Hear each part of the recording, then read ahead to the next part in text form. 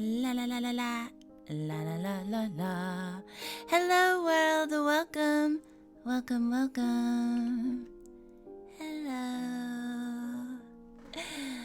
I keep forgetting to fix my fingers. How's everyone doing this Thursday? I gotta fix my life. Bum bum ba dum ba dum ba. Da da da da da da da. Okay. Hello, Lux. Hello, Kiara. Hello, Bud Glenn. Hello. Yeah. Just Thursdaying. How are you, Lion? I am fine. A little tired, but fine. Oh, forgot to turn on the captions, apparently. Ooh, I see you're making progress with your wonderful bottle. So that's good. I feel like you're doing a little bit better than me.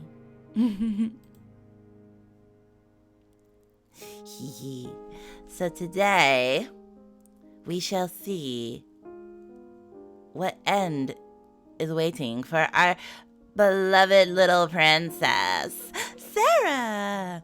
Her papa is dead. She is moneyless, papaless, but she is not maidenless. Hey, screwing around is still making progress. Made my own textures?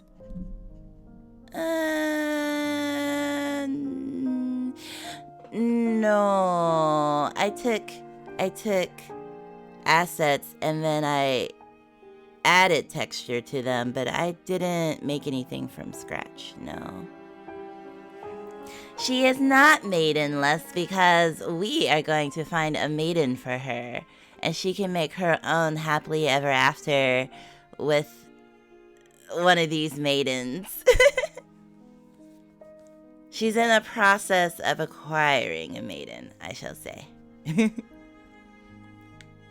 I'm always so paranoid that one day I'll start a stream and my game wouldn't have saved for some reason. I don't know why. Be like, oh well, everything is gone. Streamer's worst nightmare. Also, mind my just waking up voice. I didn't go to sleep till I don't even know, 11 a.m. or something. She's a broke bitch. Yep. Again, just piss poor parenting on Papa's fault. I'm sure he did. His last words were, "My little princess," because you screwed her over with your stupidity. Your little princess is screwed. But she'll be fine, probably.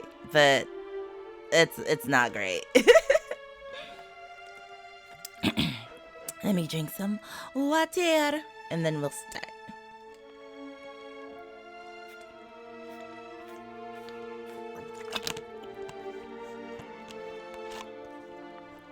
I need to get my sleep back under control. I feel like I'll just crash after this and just reset. Okay. The first night she spent in her attic was a thing Sara never forgot. I can't imagine. Drama. During its passing, she lived through a wild, unchildlike woe of which she never spoke to anyone. There was no one who would have understood. Becky? My papa is dead. It was, perhaps, for the best that she lay there. Her mind was forcibly distracted from its anguish by the strangeness of her surrounding and the physical discomfort of the hard bed beneath her. My papa is dead. She turned over and over again in search of rest, while all around her pressed a darkness more intense than anything she had ever known, and the wind howled among the chimney like a living thing. Some noises were worse than the wind. There were scufflings and scratchings and squeakings in the walls and behind the skirting boards. Sara knew what they meant, because Becky had described them. Rats. Oh yeah, that's the flattest pillow I have ever seen. I feel you. I feel you, Butt Clown. Once or twice, she even heard sharp-toed feet scurrying across the floor in her attic room and startled up from her bed. But there was nowhere for her to go and nothing for her to do but lay her small form down again and cover her head with the bedclothes. Sleep, what she had of it, came only in those moments where exhaustion overwhelmed confusion and despair. Sara could only sleep a few minutes at a time before her awareness forcefully resurfaced. Papa. In the morning, her already pale face that we have been extolling this whole time had been haggard by the night of torment. She passed through the hallway where the students slept. The door to, quote, her room stood silently ajar, enough for Sara to see that everything had been changed. Her ornaments and luxuries had been removed, and a bed had been placed in the corner to transform it into a new pupil's red room. Her presence had been completely wiped away. When she went down for the morning meal, she saw that her seat at Miss Minchin's side was now occupied by Lavania, who refused to meet her eyes. You ought to have been down earlier, Sara, if you wanted any breakfast. You are not a student here, but an employee. You have duties. You must begin as you are to go on. Yeah, I feel like they say, what, if you don't go for a rat, and if you leave it alone, it'll leave you alone kind of vibes. Take a seat with the younger children and see that they keep quiet and do not waste their food. Yes, Miss Minchin. You mean Lottie? Lottie's the only younger one there. I must do the best that I can. I must not talk back. This is all I have. Oh no, they changed my system. Also, that is the cutest rat emote I've ever seen. Now that Sara is no longer a student, her time is filled with chores, and all kinds of icons she can gather have changed. Let's see, becomes hunger, becomes fatigue, becomes pride. We still got pride? Becomes pain, becomes chill, becomes sorrow. As before, icons are only converted at the end of the week, and things can change them. Okay. Select one activity for each day. Each activity has 3 possible outcomes. Oh my. Yes, welcome to life, Sara. Oh, hello, Death God. Welcome to the stream, first time chatter. But I know who you are. Hello. I'm good. A little tired from lack of sleep. But good and none otherwise. Better than our pro tag right now. Pain is fun. Yo, let's farm some pain. Well, I see chat has a positive attitude. That's good to see. I'm just gonna arbitrarily do one of each because, I mean, whatever. Oh, look at the baby.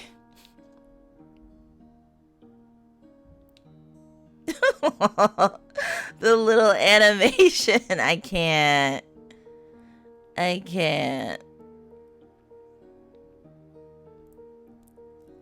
Well, I'm extra fatigued, but otherwise, just got +2 of everything else. Wait, so can we still have events? Here, look at you then. The fancy girl all made a fuss over. Not till I am mighty now, are you? There'll be no more teas and cakes for you, Missy, and don't you forget it. She literally never acted high and mighty, though. Like, you legit never interacted with her. That's the only one thing I hate about this. Like, everyone's assumption that she was high and mighty. She was naive, but she wasn't high and mighty. I felt they were going to treat her poorly because they assumed that of her. Hydrating and stretching. Whoop, whoop, whoop. Oh yeah, she had like cakes every single day. But no more. No mas.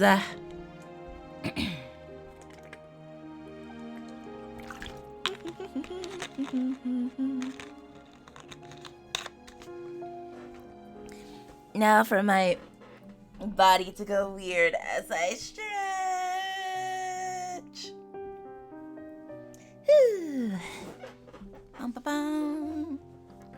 Thank you for the check-in.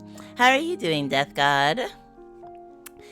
Almost end of the week. It's almost the weekend. Her eyes are so dead. Will they ever be full of life ever again?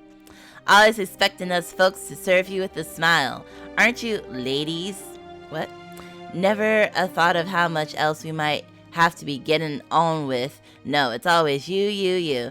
Nuh-uh, because she took care of Becky. It made her feel like a princess, and she kind of was high on the feeling of that, but she was still nice to the servants. Well, see how much you like it then. You're nothing now, Missy D. Hear me? Nothing. Say something, why don't you? I mean, look at her eyes. Please, ma'am. Don't you ma'am me. Ain't none of us ma'ams or miss. Not down here. That's for the upstairs folk. Please, I came to see if you had any duties for me. Ha! Hoping I wouldn't, and you could duck away and leave me to take the blame if you're caught. Look at your hands, soft as porridge.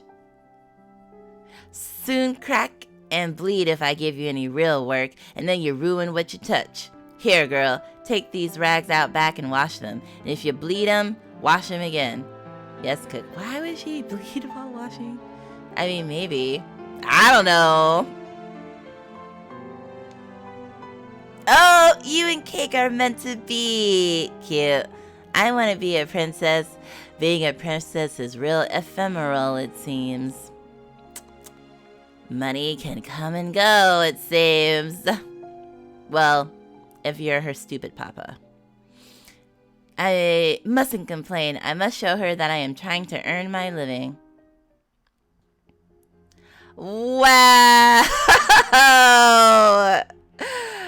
Just straight up locked out. Well.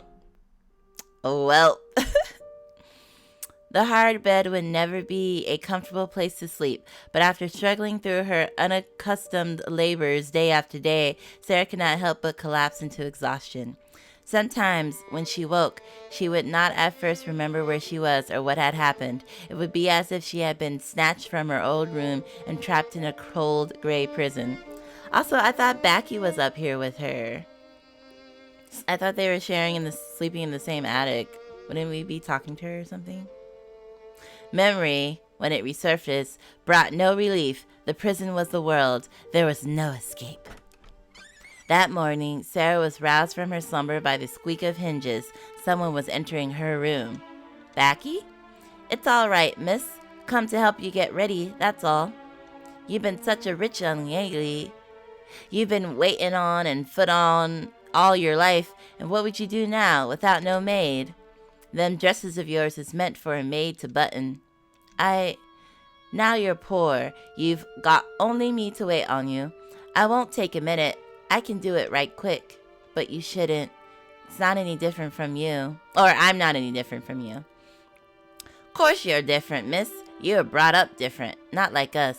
It weren't never meant to be like this for you. The missus could have broke it to you more gentle. She's like one of the more wicked stepmothers in them stories. It wouldn't change anything. I would still be a pauper, and my papa would still be dead. Let me help you dressed, miss.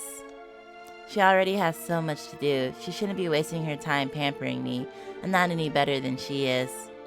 Despite that twinge of guilt, Sara lacked the energy to protest further. Becky was right. It was much easier to get dressed when she let someone else help her.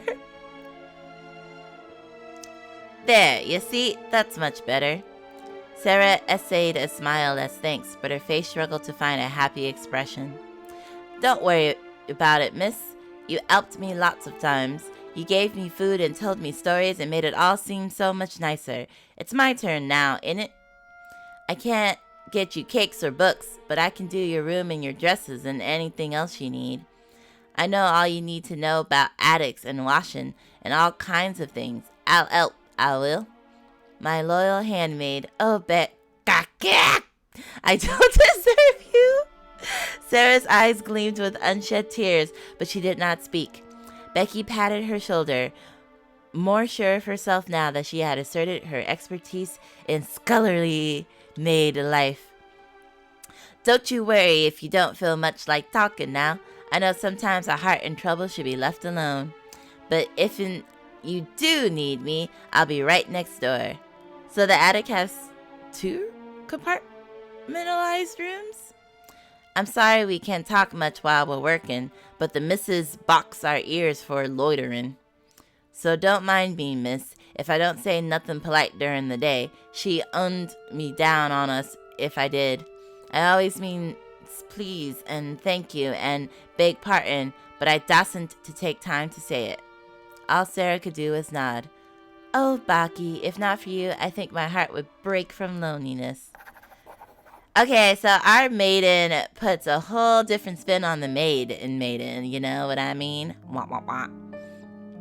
Do make an effort, Ermagerd. The classroom is inches from the dining room. Even you should be able to manage.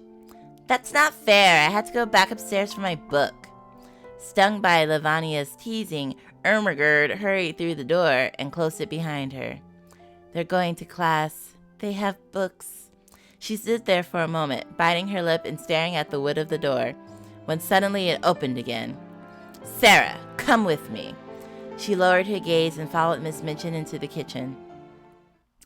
Emma, the basket. Here, Mom.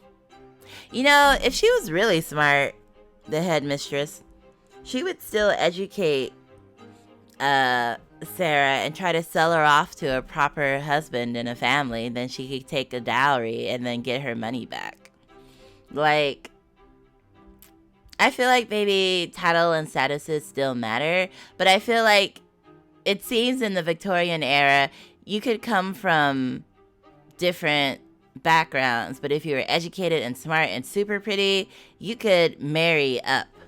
So I feel like she should have went that route.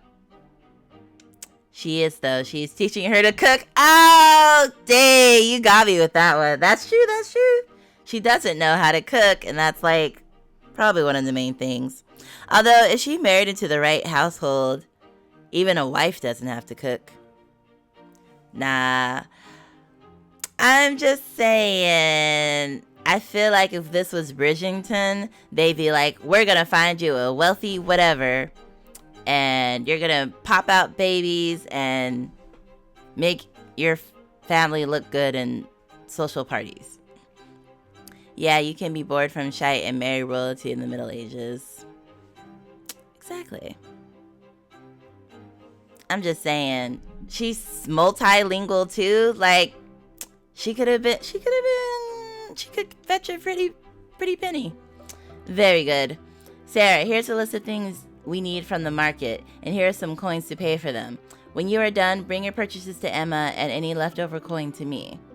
I know what such items should cost. Do not attempt to pocket any of the coins for yourself, or you'll be whipped for theft. Yes, Miss Minchin. On with you, then.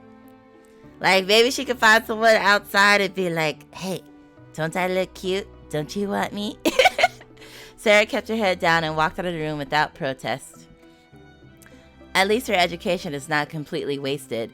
That Becky can scarcely read her name. I certainly couldn't give her written instructions. No, Mom. Well, get back to work. Yes, Mom.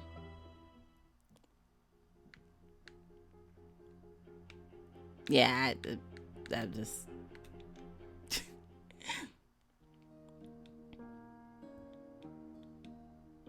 It's weird that we have pride, though. And it's weird that pride comes from, what, putting in the coals or something? I don't know if it's good or bad to have pride as well. Ouchie, Lavi, you're sitting on my hair. Oh, her hair is pretty long, huh? Perhaps you ought to spread it everywhere then. Please, won't you move? I am reading, as you can see. Why don't you move instead? It's not like you're paying attention to your books. You never do. Well, she can't move if you're on her hair. Oh, you really like red hair? Yeah, it's pretty. Seriously, am I whiling out too much today? It looks like you're trying a little hard to say something about everything, but it's chill. But to be honest, nobody would probably want to marry her because she's poor and it would reflect poorly on the family. No, that's not always the case. If she's a proper lady, like, it doesn't matter if she's poor. She could still marry into a well-to-do family and acquire a title and stuff like that. Again, not always, but it's not always the case. Like, people sell off their young girls to people because they're poor, and people still buy them. So, it's not always the case. Sara, dusting shelves along the wall, tried not to react to the mention of books. It's none of my business. I must finish this task and return.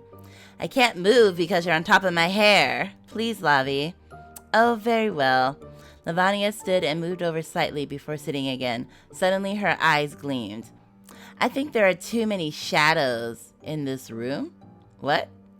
Oh no, I was wrong. It was only the scullery girl. Sara turned her head just a bit and looked at Lavanya, saying nothing. To think that she was the girl with the diamond mines. She does look like an object, doesn't she? Oh, hush. She's weirder than ever. I never liked her much, but I can't bear the way that she had... What? I can't bear that way she has now of staring at her betters without speaking, as if she weren't supposing something nasty happening to us. I would not waste my time imagining bad things happening to other people. I watch people to find them out and to try to avoid any mischief they might make for me. If Lavanya tripped me or shoved me, no one would care. No one would punish her. She continued to stare at the two girls until Jessie nervously clutched her friend's hand. Come on, let's go and sit in my room instead. The atmosphere would certainly be an improvement. And Sara said nothing. New event. 3 sorrow. Sets route.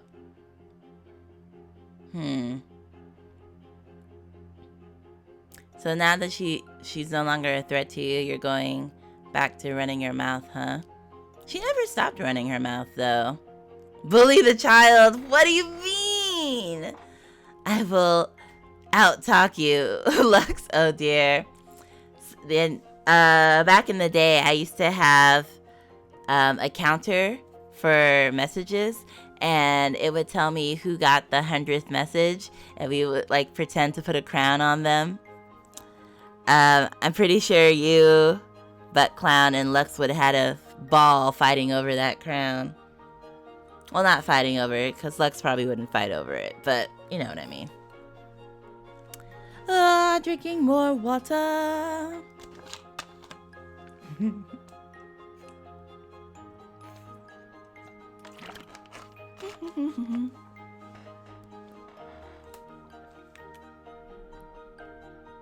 Wait, I don't have enough sorrow to hang out with Becky? What?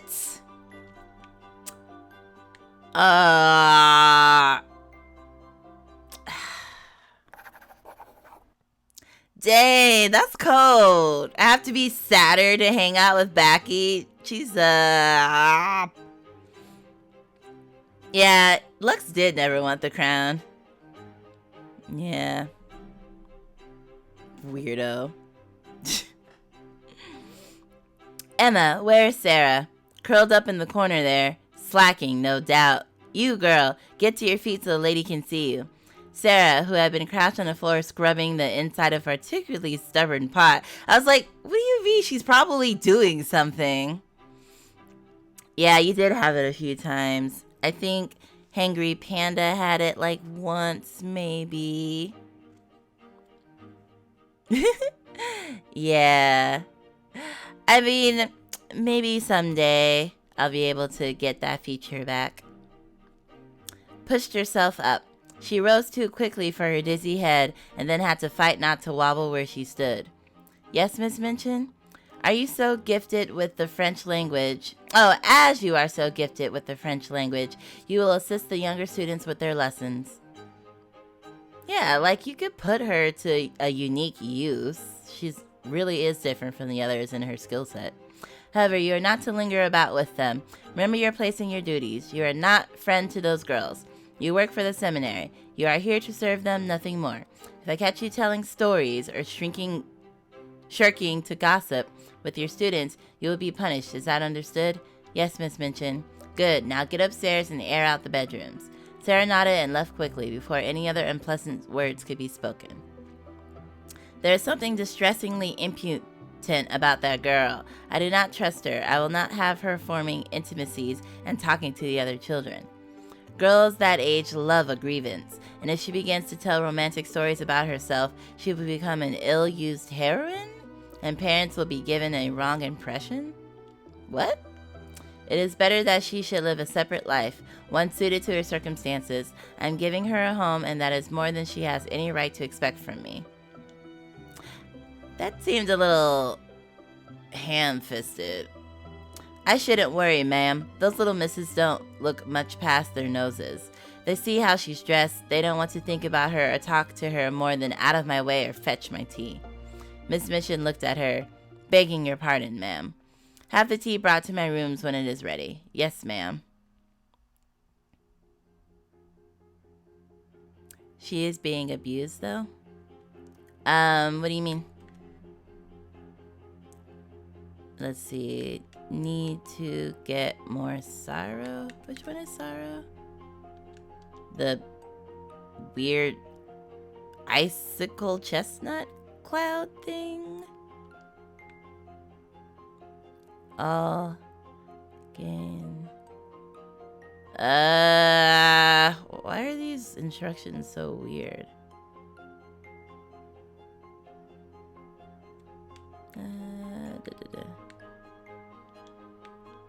I don't know. It's weirdly worded. Some people like abuse, though. That teacher do look like she has a speak me vibes. You know, they say those who have who are in position of powers do like to be dominated in other circumstances. A child being put to work, though I guess child labor was still a thing at this time. Oh yeah, definitely. Sorry, I when you said abuse, I was thinking like physical abuse, which like she keeps talking about whipping her though if she does mess up. So there is probably some physical abuse going on. But otherwise, yeah, they wouldn't consider putting a servant to work abuse. Oh, mental abuse? Yeah, I mean, they're like degrading her every chance they get or speaking poorly of her for sure. Girl. Yes, cook? Take this message into town. The address is printed on the envelope. See? Take it and go. I'm like, you can't even read it. Just kidding. She picked up the envelope and hesitated. What are you waiting for? It's raining. Oh, you have eyes and ears, don't you? Mind you keep that letter dry as you go. I'd be like, okay, but like, with what? But with what? I haven't a carriage anymore. Better walk faster then. Walking faster doesn't stop physics. But, and a tongue you found as well. Wondered how long that would take. Yeah, here we go. Without warning, Cook lashed out with a wooden spoon she was holding, striking Sara hard upon the arm. Ow. That's what you get for talking back to me. Dogs aren't afraid of the rain. Okay, but dogs don't have to deliver something not wet. You're an animal the same as them. Wrong. So you deal with it. I don't think dogs like to go out in the rain either. Are you gonna get moving or am I gonna have to school you again? There's nothing else to be done. Sara bowed her head, hiding the pain in her arm and the stinging in her eyes, and walked out into the rain. Okay, now we can do it. Oh, the lighter one is selecting, I think. See, that UI is not good because it's like not different enough, and I'm like, wait, which one is select, light or dark? Like it should be like green or something. For go! A quiet tap at the door caught Sarah's attention. Do you need anything, miss? I mean, my papa to be brought to life. Oh, Becky, please come in. Do you want me to fluff your pillows, miss? Don't know if there's enough left of it to fluff, but I could give it a good punch. No, it's fine. What I want most of all is your company. That's easy to give. Cute! Becky took a seat on the attic floor, not minding the dirt, and gazed up at Sara. You look a bit better, miss. Do I? Not like you're used to, but better than you were the other week. You're talking more again. I like to hear you talk. Oh, now that you say that, I don't know what to say. I don't think I have any stories in mind anymore. That's all right. It takes time, it does. When my pa died and we had to go to the workhouse, I was sad for a long time. What, your father? I never knew anything about Becky's father, alive or dead. I never thought to ask. I'm sorry, I did not know. Becky shrugged carelessly. It were a long time ago, miss. He were good big and strong and never mean, not like some. Did his best to take care of us till he couldn't. That's all about I remember. What did he do? Worked down at the docks, hard work. My mum couldn't cope without him, so we lost our room. And it was off to Bastille for us. Bastille? The workhouse, miss. That's all folks call it sometimes. Oh, it must be from the Bastille. She explained to a wide-eyed Becky about the French prisoners trapped in the dark for years while their tangled beards grew around them. Core! I'm glad I didn't grow a beard. Aww. I never knew it were anything to do with the French, miss. No one said. If I still had my books, I could show you more about the history of what happened there. She sighed faintly. I miss so many things that there seems no point in dwelling on all of them. I miss my room and my books. I miss my papa most of all, but I do miss classes. I loved learning. I had so much left to learn. I wasn't finished yet. I don't understand everything the way I was supposed to. If I can't go to classes anymore, I'm afraid I'll forget everything and my mind will be empty. Do you know what I mean? Probably not. Probably not. Yeah, Becky does give Sara some hope, though. They're so cute. Not really, miss. Guess I never knew anything much to forget. Oh, I didn't mean to. I'm sorry. You are clever. I'm sure you can learn just as much as anyone if you were taught properly. They taught us bits in the warehouse, miss. We were meant to learn good bits and Christian virtues and writing and arithmetic. Only not much of those last two, 'cause they got in the way of the first. Sara recalled the message on the pincushion which Becky had made for her so lovingly. That's right, Becky is literate, even if her spelling is worse than Lottie's. Were your teacher very helpful and encouraging? Becky laughed. If you think that missus is harsh, miss, you ought to see what the masters at the Steel did to boys who asked questions. But you can't learn if you don't ask questions. You learn what they want you to learn, that's all. I reckon it would be different if you were a teacher, miss. Sara's eyes lit with the idea. Becky, that's it. I could teach you the things I know, and then I won't forget them. That is, if you're interested. I don't know if I can do it, miss, but I can try. I shall have to think of what would make a good lesson. Right. She stood up and brushed off her skirt. I've got to go and sleep now, miss, but I'm glad to see you're feeling better. She bobbed slightly, then hurried out the room. I love a good bob. Am I? Standing desk it is. There's just a lot of talking, so I was like, let me see if I can just get through this. Sara laid back in her bed and contemplated her feelings. The darkness was not gone, not even mostly gone, but perhaps with a good friend at her side, it might begin to lift. Next week.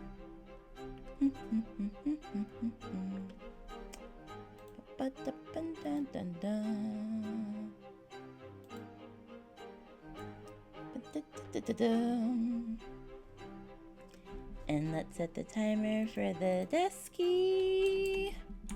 Bum, bum, bum, dum. There. Sara, Yes, Miss Minchin? Take this. A Latin book? Do you want me to put this away for you, Mom? No, this is for you. Am I going to be allowed to return to classes? Perhaps there was a mistake. Perhaps my papa lives and... Of course not. Yeah, I don't know why you would ask all that. Just wait till she finishes. You are still an ignorant child. Be grateful that you are being given the chance to make something better of yourself. Study that in the evening. She will be examined on the content to see how you are progressing. When you have learned that book satisfactorily, and then and only then may I grant you another. So I was right. They're still teaching her because, again, it would be a waste. To make a chore what should be a delight, but I am hungry for books, and she knows it. Thank you, Miss Minchin. I am pleased to see your attitude has improved somewhat. Remember, you are in my debt for all that was spent on you that your father never paid, but that does not mean that you can never be redeemed. Show a good Christian work ethic, serve as you are told, cause me no more trouble, and perhaps when you are adult, we will be able to come to a new arrangement. Do you think you are a good Christian? Now, on with your chores. Okay, well, we should try to avoid hunger. I'm not sure if we need hunger for events, but we'll just make sure to keep our sorrow up, I guess.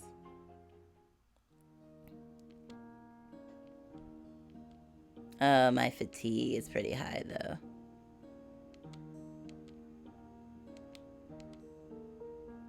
I like how her chibi still has pretty thin arms, but her legs are so thick. I wonder what happens when you max out fatigue. Sara's life was just as filled with people as it has always been. She lived in the same school with the same faces surrounding her, and yet it was a strange and lonely life. More often than not, there was no one at all that she could talk to. When she was sent out on errands and walked through the streets, a forlorn little figure carrying a basket or a parcel, she felt as if the crowds hurrying past her made her loneliness greater. When I was the Princess Sara and I went out in town in my carriage or walking with Marionette, everyone liked to turn and smile at me. She had been a beautifully cared for little girl and much naturally attracted attention. Her bright, eager little face, her picturesque clothing, all had been rare and pleasant to look at. No one looks at me now. No one seems to see me at all. I'm gonna go pass out. Okay, good night. Thank you for the lurk. And I will try to have fun. Ba-ba-ba. There was, unfortunately, no shortage of poor and shabbily dressed children in the streets of London. One more was nothing remarkable at all. Even with the great shock of her change in circumstances, Sara's body had not ceased to grow. She had been allowed to keep only the oldest and the least valuable of her clothing, which now fit quite badly indeed. As such, when it happened that Sara passed by a shop window with a mirror in it, she did not at first recognize the reflected girl as herself. "Oh, Papa, what would you think of your little missus now?" Okay, we can still do an event. Hello, Dean. Hello. Thank you for the squishies and hugs. How are you this Thursday? How are you? It was unusual for Sara and Becky to both to be sent out of Miss Minchin's seminary at the same time, much on the same errand. After all, with neither girl in the house, Cook would not have easy access to anyone to fetch and carry for her, and might be forced to bestir herself from the kitchen. However, there were times when the items needed were so bulky that even Miss Minchin could not expect Sara to carry them alone. In that case, rather than spend extra pennies for delivery, Sara and Becky could be dispatched together. "Mind your feet, miss. There's a mucky bit there." "It's fine. I do this all the time." "You shouldn't alter, miss. You ought to be upright and high in one of them carriages." "Oh well, you can't feel the breeze so much in the carriage, and sometimes they are very jolting. And you cannot see the sights nearly so well when you are boxed in." That's how I feel about driving on a Vespa. It's like being able to, like, if you're driving through like really scenic areas, being able to like feel a part of it versus like being in a box on 4 wheels, if that makes sense. So I get what she's talking about here. I'm okay, just got done doing laundry. Oh, that's good. I have so much laundry to do. Every time I'm in the mood to do laundry, it's like at like 3 in the morning. And I'm just like, this might bother my neighbors. So I don't do it. So I just perpetually am always behind on laundry. Becky looked up dubiously up at the drab buildings' fronts they were passing. What sights? Oh, you never know unless you look. There might be something nice in a shop window. You can't read the covers of the books in the shop if you're going past in a carriage. Or you might find a flower growing all unexpectedly in a crack between the buildings. Or a pretty button that someone has lost. In truth, Sara often found these errands disheartening, but it was her nature to make the best of things. In the face of Becky's skepticism, she relied even more upon her imagination. Just then, a carriage rattled past them, its wheel striking a bump in the road and sending pebbles flying onto the pavement. Oh! Are you hurt, miss? Did one of them hit you? No, I'm fine, but I thought I saw... She bent low and picked up the largest pebble. Look, Becky, look! What is it? It's a fossil. What? She turned the stone over in her hands. On most sides, it was only smooth, gray stone, but one particular angle revealed the ghostly white pattern of a shell. Just think, Becky, hundreds, thousands, maybe even millions of years ago, there was a living creature there. Millions? Well, I don't know. I don't know how you can tell how old a fossil is. I suppose the scientists at the museum might know. The dinosaur they had was millions of years old. I'm sure of that. A what? Oh dear, I don't suppose Becky's teachers at the workhouse would have told her anything about the latest scientific discoveries. Dinosaur, it means fearfully great lizard. Bigger than horses. The biggest ones are even bigger than houses. Like dragons? Yeah, a lot like dragons, but they died a long, long time ago. And all that we have left of them is their bones and fossils, just like this pebble. Can you imagine just walking casually, being like, finding a priceless fossil just on the street? Even though the pebble quite clearly did not contain a dragon bone, Becky stared at it just with as much awe. All that in rocks and stuff? Oh, she's so cute. Look at her little eyes. Sara smiled wistfully. I wish I could take you to the museum and show you everything that we saw. I wish I could go back. I had so much left to learn. But you see, there are still wonderful things in our lives, full of magic and adventure. This pebble looks small and unimportant, but it holds the secrets of the past. Even the small and overlooked creatures of the world are still precious. Becky grinned at her. Well, miss, I reckon you're more precious than I am, but won't neither of us be much of worth if Cook thinks we've been dawdling. Sara put the pebble back on the ground where it might be discovered by some other curious child. Or you could sell it for money. You're right, we had better hurry and get back to the Bastille. The Steel, miss? Isn't it just like a prison? I'm a prisoner of conscience, locked away because I would not serve an evil regimen. I have been locked up for years and years and years, and everyone has forgotten about me. Miss Minchin is the wicked jailer who stalks up and down the halls at night with great metal ring of keys on her belt, clinking and clanking, just to taunt us. And you, Becky, you are the prisoner in the next cell, whom I can hear through the walls but never see. Why would I be in prison? Oh, it was probably mistaken identity. Someone else stole a loaf of bread because they were hungry, and the gendarmes thought it was you, and they wouldn't listen to your story, so they locked you up. Becky nodded. It seemed perfectly plausible from her experience of the world. We must invent a secret code, a way that we can communicate with each other without our jailer overhearing us. That way, even when we are locked in our cells, we are never alone. Ba-ba-ba. Sitting, resetting, da-da-da, press the wrong button again, da-da-da. Okay. That should do it. Okay. That way, even when we are locked in ourselves, we are never alone. Oh, miss. What is it? Only that it ain't right for me to be glad you're here when you're only here because all the bad things that happened to you. I'm sorry. Thank you for the head pats. And then drink more water. Ba-dum-ba-dum.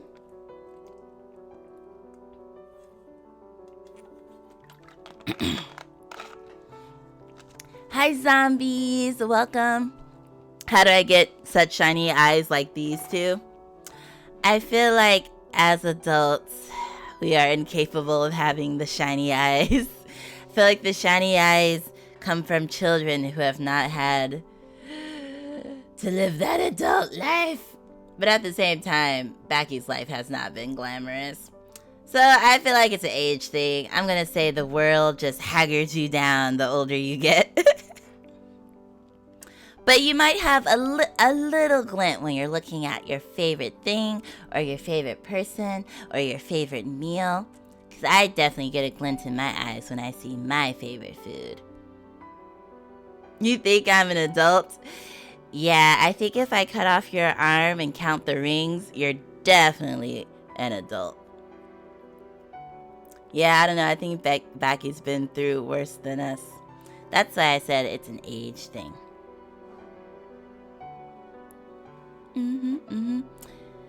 Because as you can see, even though most adults, like if most adults had been put into this situation, they would have already definitely given up hope and had like no semblance of joy. But the children are a little resilient because of their age. It's like when people say, look through the world through a child's eyes and it's all whimsy.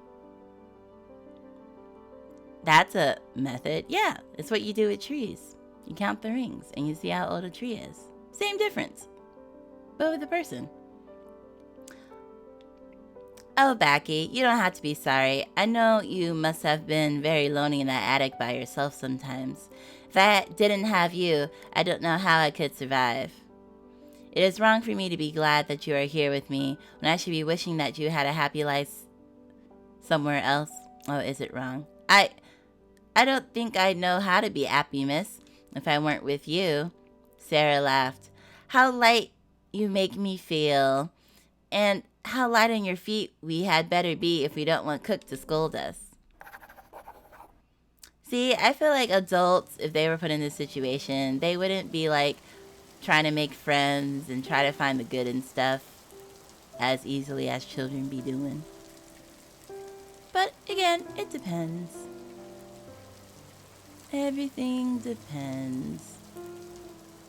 Reminds me of an Aesop rock song. Talks about him growing up and being artistically talented, but got crushed by others by being so critical. They'll chop you down, just count your rings. Oh! So it's not just me who thinks like that. Count the rings. The but with a person part is the key one. Meh. But yeah, I feel like even kids in a bad spot still got some, what do they call it? Jump back in them or whatever. Nah, a famous rapper had that same thought, kind of. Oh, so it's not from the Aesop rock song? They'll chop you down and just count your rings? Is that from the rap song? I mean, I don't think most of, like, I feel like you could think you have super original thoughts, but I feel like with the sheer number of people in this world, there's probably someone else who thought the same thing. You just haven't talked to them. Oh, Aesop Rock is a rapper. Oh, okay. I thought they were saying a rock song and the band or something was Aesop. Yeah, I've never heard of them, so I had no idea. Sorry. Quintus Filius Est. Sara sat alone in her attic room, practicing the vocabulary from the Latin book she was given. Metella mater pre est. She could scarcely hear her own voice over the rattling of rain on the slate roof.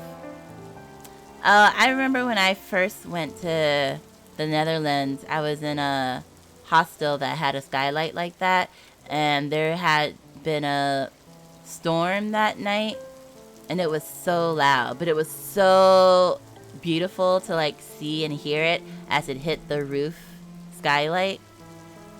And I just like stared up at it for like an hour before I eventually fell asleep, because it was just so pretty to hear and see.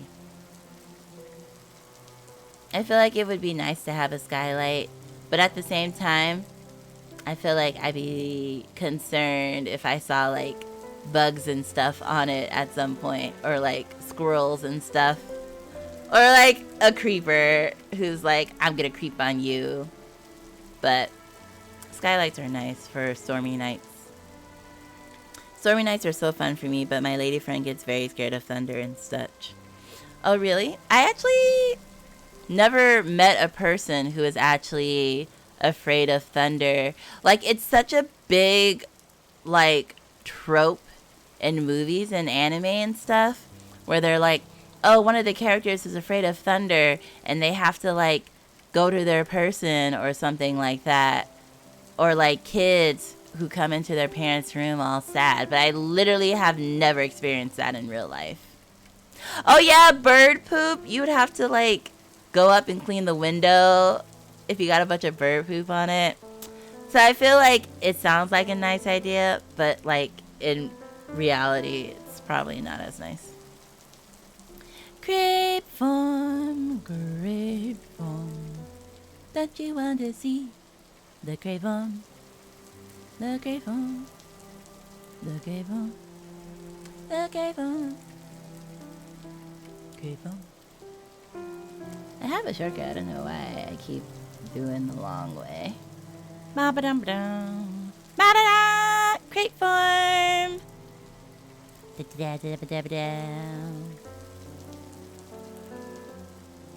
Oh yeah, my partner has like panic attacks because she is so scared of being surprised and not knowing when the thunder sound is coming. Ah. Yeah, actually, I guess I haven't been in too many storms where it was actually that loud. I feel like the Netherlands was the loudest I've ever heard it, but usually like even when it rains heavy where I'm at, it's hardly a sound. So if you live somewhere where it's like really loud and like can startle you in your house, I can see that being terrifying. But yeah, never experienced terror or been around someone who does. Yes, Dean loves the grape farm. But yeah. The sound of droplets. Oh, sorry. It's a commercial break. For some reason, my alert didn't go off. The alert that makes me jump scared, then people are like, nothing's going on in the game, little lion. Why are you jump scared right now?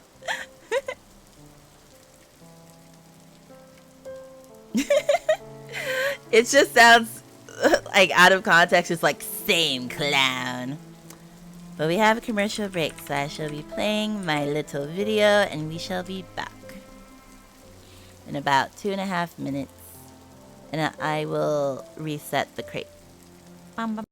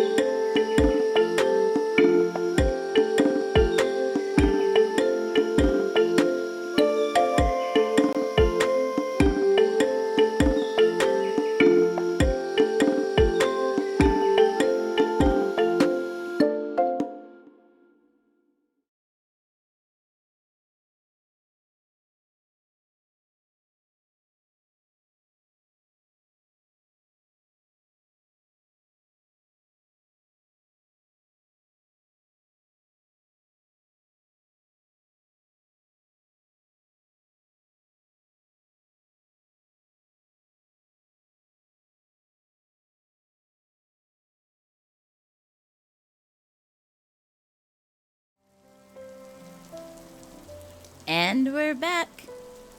Yeah, I'm not sure, Clown, why sometimes you don't get the commercial. And get off the table! But yeah, Dean, B-Chuck actually made it for me. He wanted some practice in video editing. And also, he made the song as well, the background music. So yeah, it's so cute. Like, I was just like, oh, I can imagine me like walking through savannah, and he was like, I'm gonna have you get taken by a bird and fall off a cliff. And I was like, I mean, you're making this for me for free. I guess do what you want. Kids off tables and hide crayons. Good. You can draw, but as long as it's on paper. Aw, thank you for wanting to catch me. And so I guess the lore is that I'm in this never-ending nightmare loop. But if you caught me, then I would definitely not be in a nightmare. The sound of droplets surged and danced in waves, seeming to form words that she could almost understand. I cannot concentrate.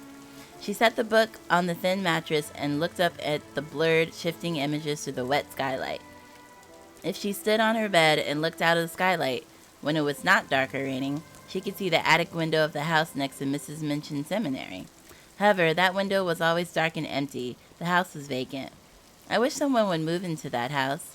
Suppose that one morning I looked out and saw that the window propped open and a head and shoulders framed with it.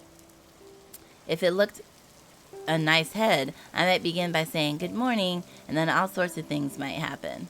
Of course, it's not really likely that anyone but underservants would sleep in an attic. Sarah looked around at the dark and dirty environment that had become her living space. All around, the world was gray. The few spots of color, the old red footstool, and the book's cover, Emily's hair, were like a fish in muddy water, glimpsed for moments and then fading away. This is the best I can look forward to for the rest of my life, to have books when Miss Minchin decides that I am worthy of them. When I am older, she will make me a teacher, but she will never pay me. There will always be more debt. She will be obliged to give me more respectable clothes for the school's sake, but they will still be plain and ugly, and make it clear that I am a servant, and I will never escape. Then a thought came back to her which made the color rise in her cheeks, and a spark light itself in her eyes. She straightened her thin little body and lifted her head. Whatever comes cannot alter one thing. If I am a princess in rags and tatters, I can still be a princess inside. It would be easy to be a princess if I were dressed in cloth of gold, but it is a great deal more of a triumph to be one all the time when no one knows it. Sure, Marie Antoinette, when she was in prison and her throne was gone, and she only had a black crown, and her hair was white, and they insulted her and called her the Widow Capet, she was a great deal more like a queen then than when she was so cheery and everything was so grand. I like her the best then. The howling mobs of people did not frighten her. She was stronger than they were, even when they cut her head off. Nothing that I am facing is as frightening as that. Okay. Whatever gets you through it. See, she is like hella optimistic.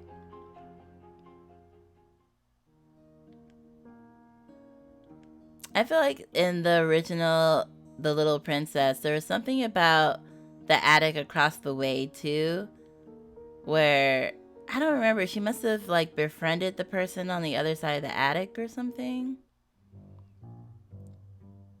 It was something, I can't remember. But there was something about it in the original. Well, in the movie.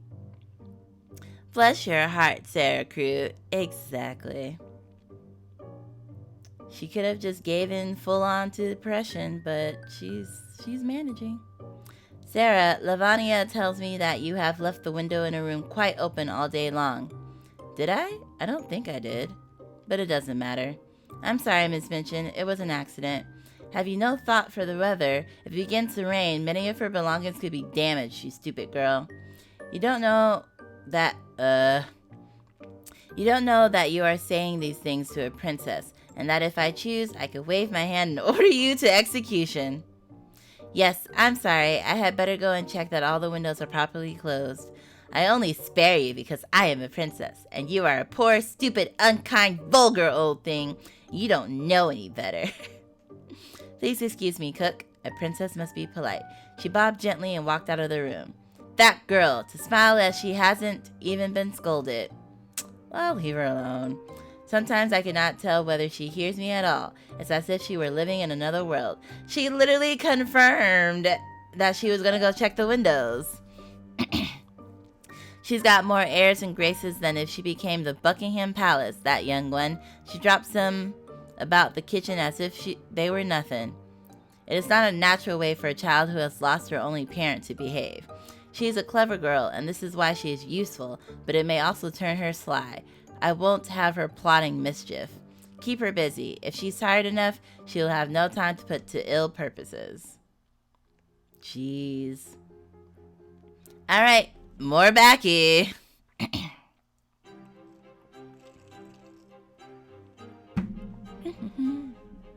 Got a little bit of smoothie since I didn't eat yet. The streets of London would never be perfectly clean, no matter how many brushes the street sweepers wielded. Rain could not wash out the mud and refuse away. It only blended them together, helping them to spread their unappetizing clutches over the city stones. As if the streets were never clean, then it stood to reason that an entrance hall was rarely clean either. Today, it was Sarah's task to scrub away what had been tracked inside. If this dirt could talk, what stories might it have to tell? How many boots have it traveled under? Perhaps mud doesn't like being indoors. If it can make it all the way back to the fields and forests, then it can grow again, with the grass and the trees. Oh, humble dirt, if I could, I would carry you to freedom. Sarah was jolted out of her pleasant daydreams by an all too familiar sound, Miss Minchin's voice, raised in anger. But it was not Sarah that she was scolding. Her voice appeared to be coming from the nearby classroom. Wasn't Becky in there? She crept closer to listen. As well as stupid, it is expecting too much from a claw to ask that you watch where you put your feet. Yes, Mom. No, Mom. Don't you get smart with me, you wretch. That cat is worth twice what you are. Was it Becky who stepped on Tybalt earlier? I don't think I heard him screech. I'm sure she didn't mean to. Tybalt loves to curl up in the most inconvenient places. I'm always having to chase him off the stairs so no one trips over him. Unlike you lazy girls, Tybalt always gets his job done. What job could a cat possibly have? It's mud, Sarah. It is not sentient. Listen, I was going to say something, but I was like, I'm going to leave this little girl alone. If this is literally the only thing keeping her from going over the edge, then sure. The mud wants to go back to the forest. Like, I just can't. He sleeps half the time. We work all day into the night. I'm sorry, Mom. I'll be more careful. You had better be. There are dozens of girls in the workhouses who could fill your position in a heartbeat. Remember, Tybalt holds a pedigree from the National Cat Club. Are we really having this conversation right now? In the light of your carelessness, I am docking your wages for the week. What wages? They don't get paid, do they? If you do not improve, it will go worse with you. Wages? Her own servitude, of course, came without recompense. Miss Minchin had emphasized repeatedly that Sarah was in her debt. Anything she might earn was immediately deducted and applied to that balance. So they do get paid? But Becky was an ordinary girl, hired from the workhouse by traditional channels. If Sarah had ever really considered that matter, it would have been obvious that she must receive some sort of wages. Oh, okay, so she pays the workhouse to borrow Becky from the workhouse? Like rent her out? I'm a little confused. I mean, maybe if they're docking the food from the wages, but it seems like she does make something, I guess. Money had never been of great interest to Sarah. First, she had so much that she never had to count the cost of anything. And then she had nothing at all, and all costs were equally out of reach. That is a dramatic change. Becky's wages, though, created something of a mystery. If she was being paid, why does she seem as penniless as Sara? See that you do. Well, I guess we're about to find out, because I'm sure she'll ask she'll ask Becky. With the start, Sara realized that Miss Minchin had concluded her tirade and was moving towards the door. She quickly hurried back to her work. Questions would have to wait for the safety of the dark attic. I think it's her food in her bedroom and just normal living stuff, water and all. Wait, folks are getting paid for this kind of behavior from a strong, dominant lady? Sign me up! I don't know. I guess we'll find out, though. Because she didn't, I feel like if it was food or something, she would be like, no extra brownie for a week, or you won't have a meal tonight. I feel like usually when people get paid in something physical, the boss or whatever take the physical thing away. If that makes sense. That evening, Sara made her way up the stairs to the attic, checking carefully for any suspiciously furry lump that might attempt to block her path. Inside her room, she could not resist lying back on the hard mattress for just a few moments to take the weight off her feet. I mustn't fall asleep. Not yet. If I fall asleep now, I will forget. My head feels so heavy. My arms are trembling from too much work. I daren't carry a candle like this. I would shake right out of my grasp. Yes, burn it down! Just kidding. Maybe. I must not sleep yet. Warily, she struggled back to her feet and stumbled over to the wall that divided her half of the attic from Becky's. She knocked a careful pattern of 4 knocks, a message to her fellow prisoner. Come to me through the secret passage. I have something to communicate. 5 quick knocks answered her. She is coming. Almost immediately, the door of the attic opened and Becky appeared. Is everything all right, miss? Oh, of course. I'm sorry. I didn't mean to worry you. I only wanted to talk. Actually, I wanted to ask you about something. Is it true that Miss Minchin pays you wages? Yes, miss. Well, when she wants to, and most of the time she don't. I never knew you had any money. Ain't nothing but a half shilling a week, miss, and that only if it's paid. Seems every other week the missus finds some reason that I don't deserve it. 6 pence? To Miss Minchin, that coin is nothing at all. She takes it away just to taunt Becky. Yeah, so it is real money. Sort of. I don't know what a 6 pence, is it is she making half a penny or half a dime, or I don't know. No Nintendo for a week, Rebecca. Arms are heavy, knees weak, palms are sweaty. Oh, snap! I see you. I know that reference for sure. Alright, hydrated. But she does pay you sometimes, right? What do you do with it? Oh, well, used to be I saved up my wages to take to my mom at the workhouse. She was still there, you see, and I thought it might help. Only after I brung it to her, when I've gone back, I can't find her no more. She ain't there. Maybe she found a job? Could be, miss. Or could be she took a ride out of the city, looking for some other life, now that she knew I had a place and didn't need her. But, well, she were always fond of gin. Sara shook her head. Every time I think that I understand the world and the people in it, I realize again how little I really know. Exactly. It's all accidents and tragedies all over. Good things happened to me by accident when I was born, and then sad things came later. But all those same sad things happened to you, too, without all the good ones first. Becky lost her father and her mother, both. She had to live in a workhouse. She never had teachers who were kind to her. It isn't right. Why can't she be happy? Why can't everyone be happy? Well, Becky did not seem to notice Sara's outrage. Oh, look at her little plushy face! Some good things did happen to me, miss. I never had a friend like you before, and I liked having you tell me things, even if I'm not clever enough to remember 'em. Henry from the other. You're just not used to it. It's not your fault England had a lot of kings named Henry.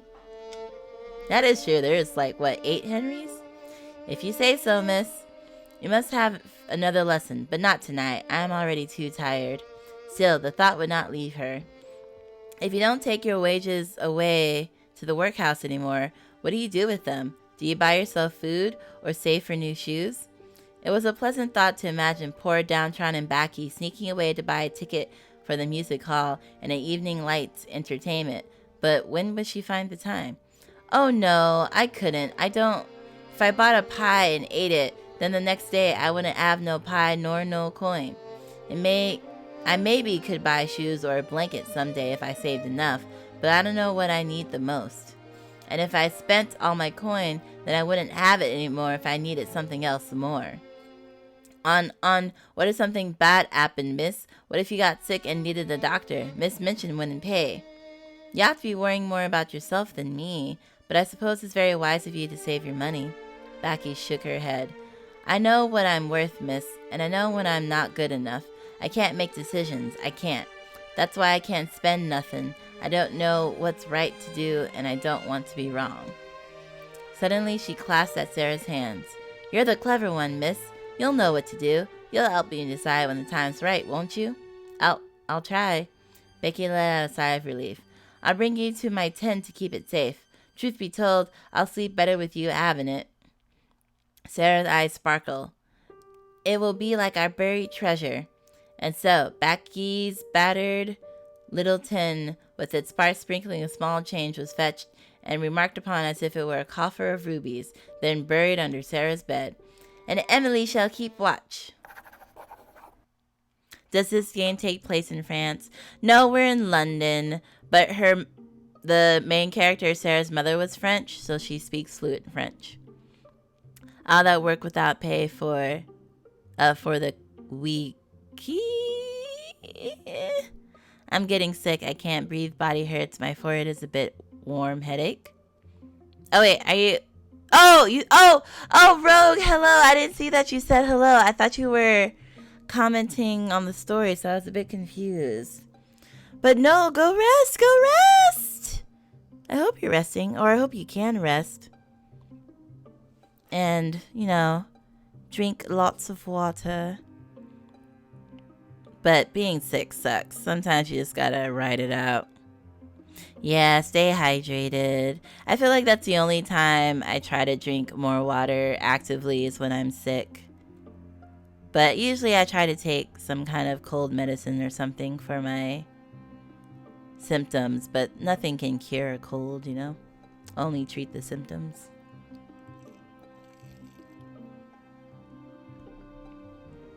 Not freedom currency, irrelevant. Why are you saying things you clearly don't believe? I hope you feel better soon, Rogue. Because being sick sucks. One afternoon, there came the familiar tapping at Sarah's door. She knew by the sound that it was Becky. But Becky was too excited to wait for a response and burst into the room only moments after knocking. Can we see it from your window? See what? There's a van, miss, and horses, and men with furniture. Do you mean the house next door? Together they scrambled up to Sarah's thin mattress and craned their heads to see the road outside. Sarah could just make out the men in short sleeves carrying heavy packages and furniture, though she could not see the entrance that they walked through. Still, there was only one house she knew to be vacant so close. It's taken. It's really taken. Oh, I do hope a nice head will look out the attic window. Wish we could go down and see him up close, but Cook would have our backs for idling. Oh, Becky, look, look. Glimpsed for a moment were items that made Sarah's heart give a quick heartbeat of recognition. There's a beautiful table of elaborately wrought teak wood and some chairs and a screen covered with rich oriental embroidery. They look so much like the things I used to see when I lived in India with my papa. What if the guy that scammed her father is the person moving in across the way? Wouldn't that be too much? I feel like that would be too much. I took so much medicine to help fight it. Wait. Do you mean mixing them all at once or just like separating them out? I feel like mixing different cold medications might not be ideal. At the same time, I mean. Wait, what did that say? Oh, do you remember my carved teakwood desk, Becky? Miss Minchin took it away to be sold. I feel like, I know she can't ask, but I'd be feel like, okay, but what's exactly my debt? How much did you get for my stuff? And how much debt is left after that? I feel like if she doesn't have anything in writing, she could just say like, oh yeah, no, your debt's not forgiven yet, even though it could be. Because I feel like her party was expensive, sure, but everything she owned was also expensive. So I feel like selling her stuff should have put a good dent in it, you know? I've made peace with God. I'm ready. Oh, dear. Don't know what teakwood's, miss, but I know you had a pretty desk. Sometimes it's hard to remember from here what it was like in India. It is like a dream slipping from my fingers. Look now, there's patterned rugs. I thought I might never see such things again. Miss, an idol! The workers now had a Buddha in a splendid shrine. Someone in the family must have been in India. They half got used to Indian things and like having them around. I am glad. I should feel as if they were friends, even if a head never looks out the attic window. Becky's mind was still caught by the sight of the Buddha. And heathen living next door, kneeling down and praying to gold and stone. Reckon someone ought to send him a tract? You can get a tract for a penny. Sara laughed a little. I have no idea what she just said. I don't believe they worship that idol. Some people like to keep them to look at because they are interesting. My papa had a beautiful one, and he did not worship it. More romantic if it's heathens, don't you think, miss? I never lived next door to no heathens. I should like to see what sort of ways they'd have. People aren't so different, really, when you look at them closely enough. I'm sure we'll find out more about our neighbors soon. They're only just next door, after all. I just feel bad for anyone else that talks to me because I'm a different person when I'm sick. I'm a major ass to people. Aww. Oh, I also got a raise at work today. Oh, that's a big... What do they call it? That's a big W. Congrats. Woo! Raises. Too bad you're feeling so shiny, though. But yay! Raises, raises. Raises.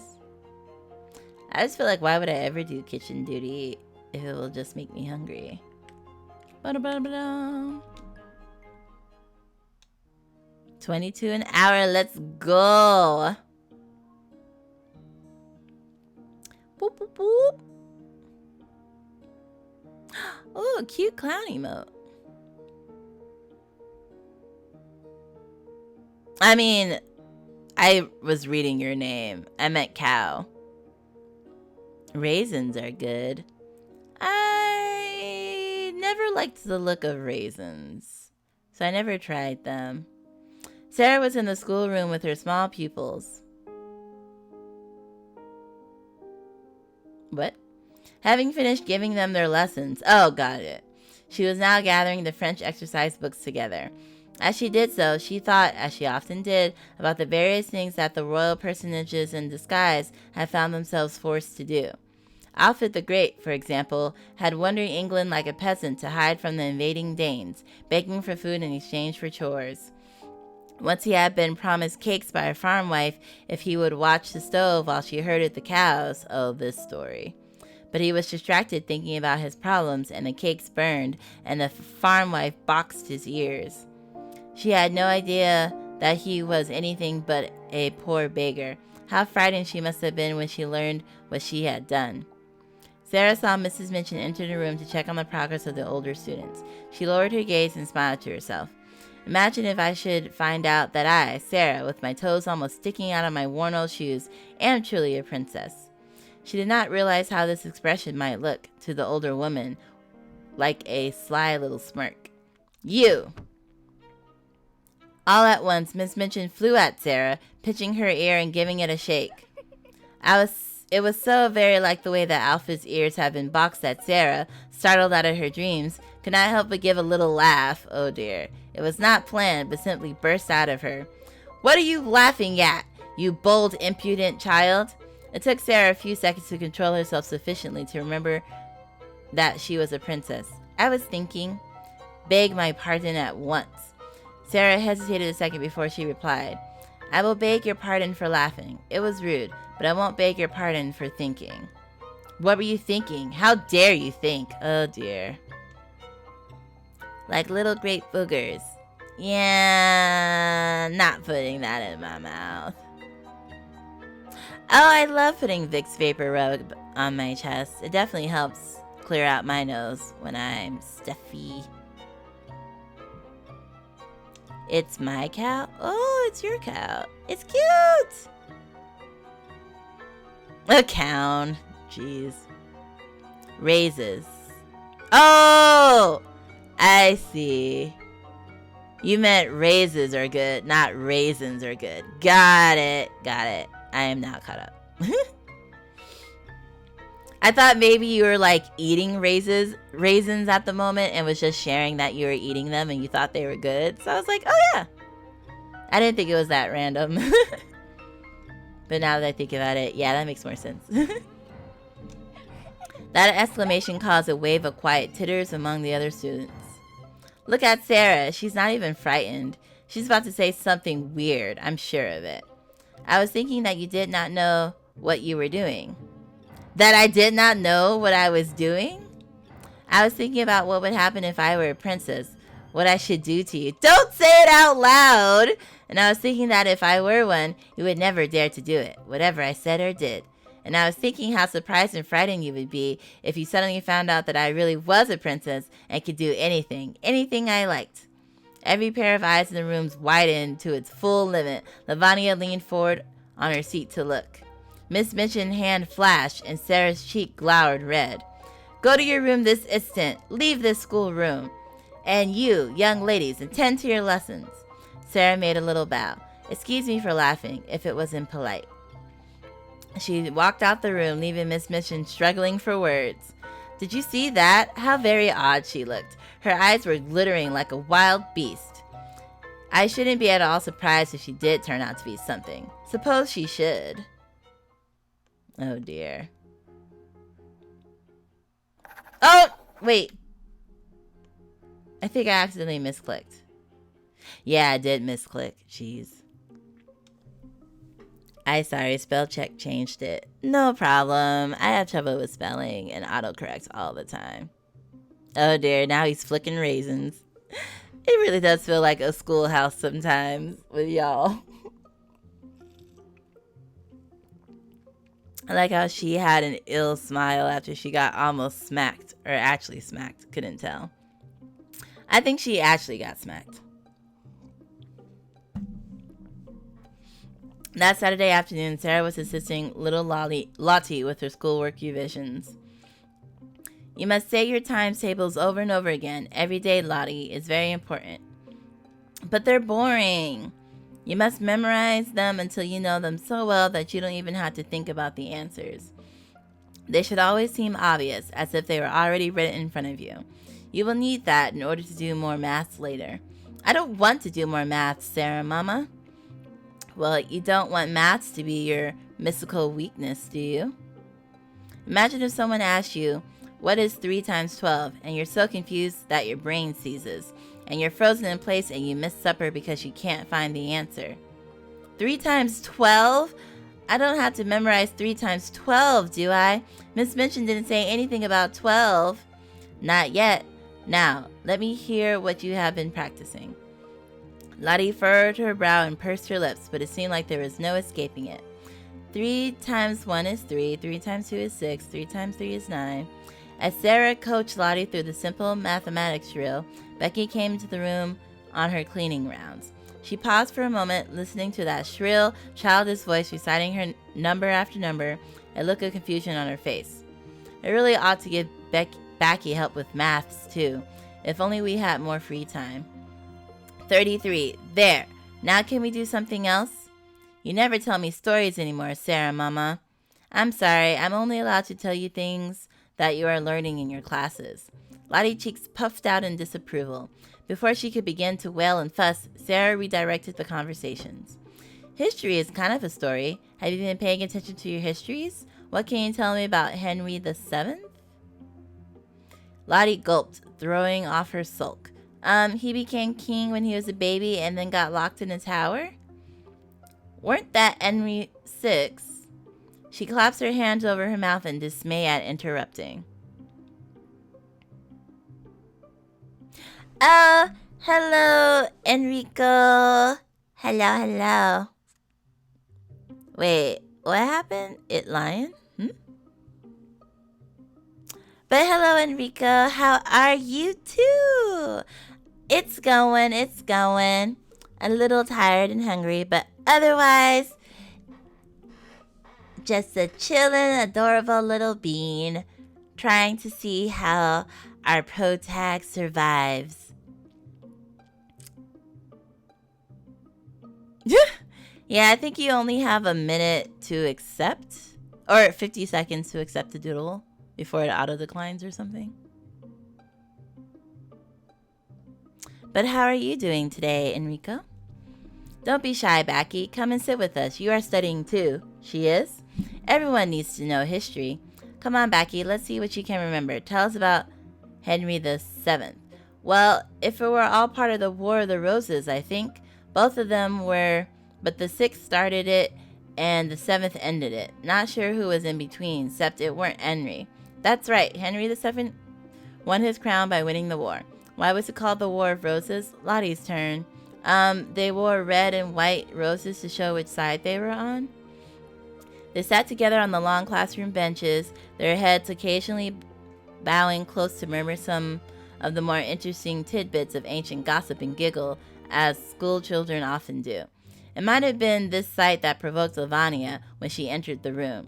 What's going on in here? Oh, you filthy things, hovering over a young lady like Lottie. You'll give her diseases. Ew. Hush, there's nothing wrong. Why are you sitting down? Aren't you shirking? Miss Minchin wouldn't like to hear that. I'm sorry, miss. Don't move. She stood up, folded her arms, and glared at Lavania in her best impression of a stern teacher. We are having weekend classes. Helping students with their schoolwork is one of my responsibilities, Miss Herbert.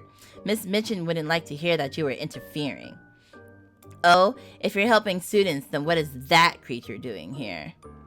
Becky is just as much a student as any of the rest of us. She's helping me remember my kings. Helping, is she? Helping you right into horrible habits and dropping H's, I expect. She turned her glare back full force onto Becky. Get up and get away from that young lady right this instant. Yes, miss. Becky, don't. I have to go, miss. I'm sorry. She hurried out of the room, not looking back. That's better. At least the air in here won't smell quite so much. You must always be on your guard around people like that, Lottie. Check your pockets carefully. That one's a thief. She might have stolen your pennies. Lottie's eyes went wide and she patted her skirt nervously. Becky is not a thief. Breeding will tell. The dreads of society stay that way for a reason. You ought to know.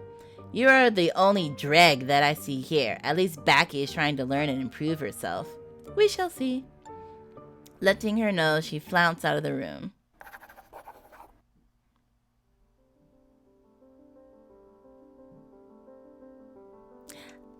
What are all these lies? Well, my Savanimal did beat you, but that was a fair and square duel. So...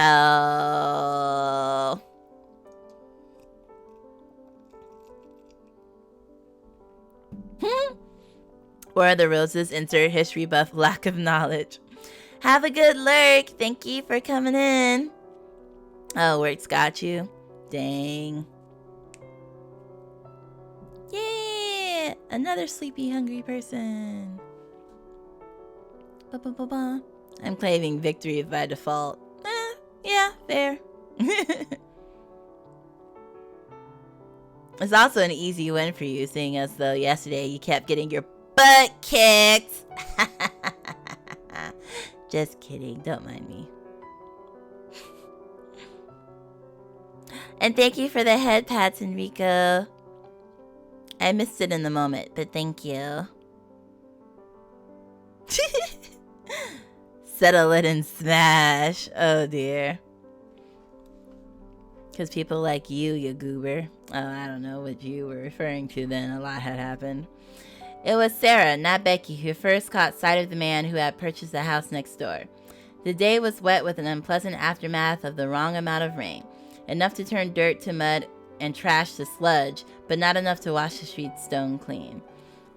Sara had to be careful to mind her steps or else she might wind up falling into filth. As she picked her way back to the seminary, she saw a carriage pull up and stop before the newly accompanied house.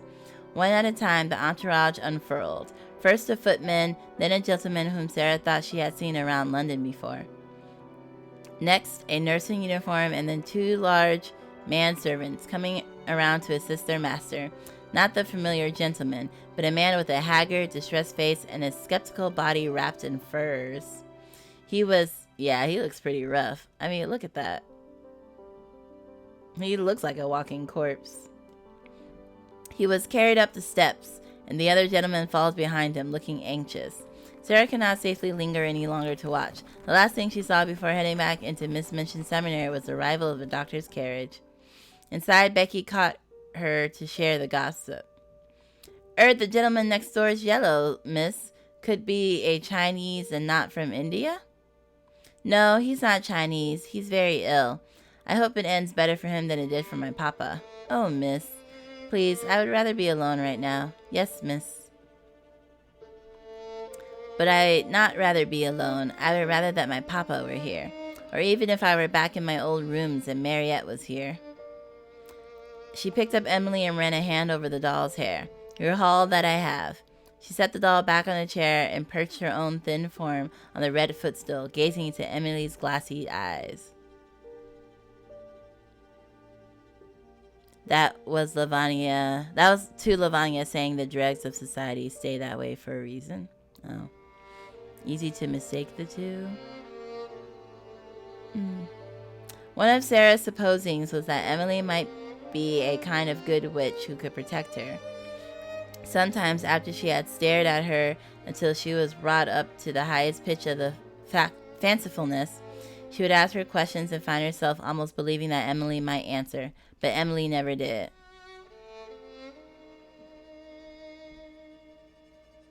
Nah, he's not Chinese, he's sick. I don't think remember, she said that she was the first person to see him. So she didn't look at him and think he was Chinese. She was making an assumption based on something else of his that she saw. She wasn't mistaking a blonde-haired man for Chinese. Well, I don't often answer people who speak to me either. I never answer when I can help it. When people are insulting you, there is nothing so good as not to say a word, just to look at them and think. Miss Mitchin turns pale with rage when I do that, and the girls look frightened. When you will not fly into a passion, people know that you are stronger than they are, and they say stupid things they wish they hadn't said afterwards. It's a good thing not to answer your enemies. Perhaps Emily is more like me than I am like myself. Perhaps she would rather not answer her friends either. She keeps it all in her heart. Sure, that's a long-winded way of pretending that, even though she's a doll and she won't speak because she's not sentient, not because she doesn't want to talk. But though she tried to satisfy herself with these arguments, she did not find it easy because it's not real. We'll just keep this schedule. I think we've been doing pretty good with it.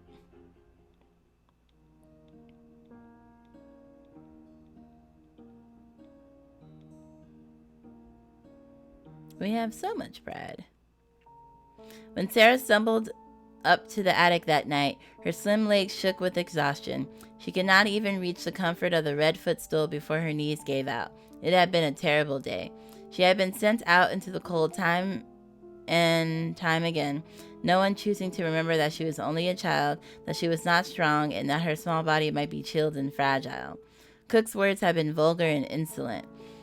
The girls had sneered amongst themselves at Sara's shabbiness. Oh, Emily. Some men laughed at me because my old shoes made me slip down in the mud. I'm covered with mud now, and they laughed. And because I could not find that last thing the cook sent me for, they would not give me any supper. I'm so hungry. Can't you hear me, Emily? I'm hungry and I'm cold and I'm tired. Why won't you say anything? Say anything. There's nobody but you to care for me. No one in the world. She looked at the staring glass eyes and complacent face, and suddenly a sort of heartbroken rage seized her. She lifted her little savage hand and, with one sweep, knocked Emily off the chair. You are nothing but a doll. Nothing but a doll. Doll. You care for nothing. You are scuffed with sawdust. You never had a heart.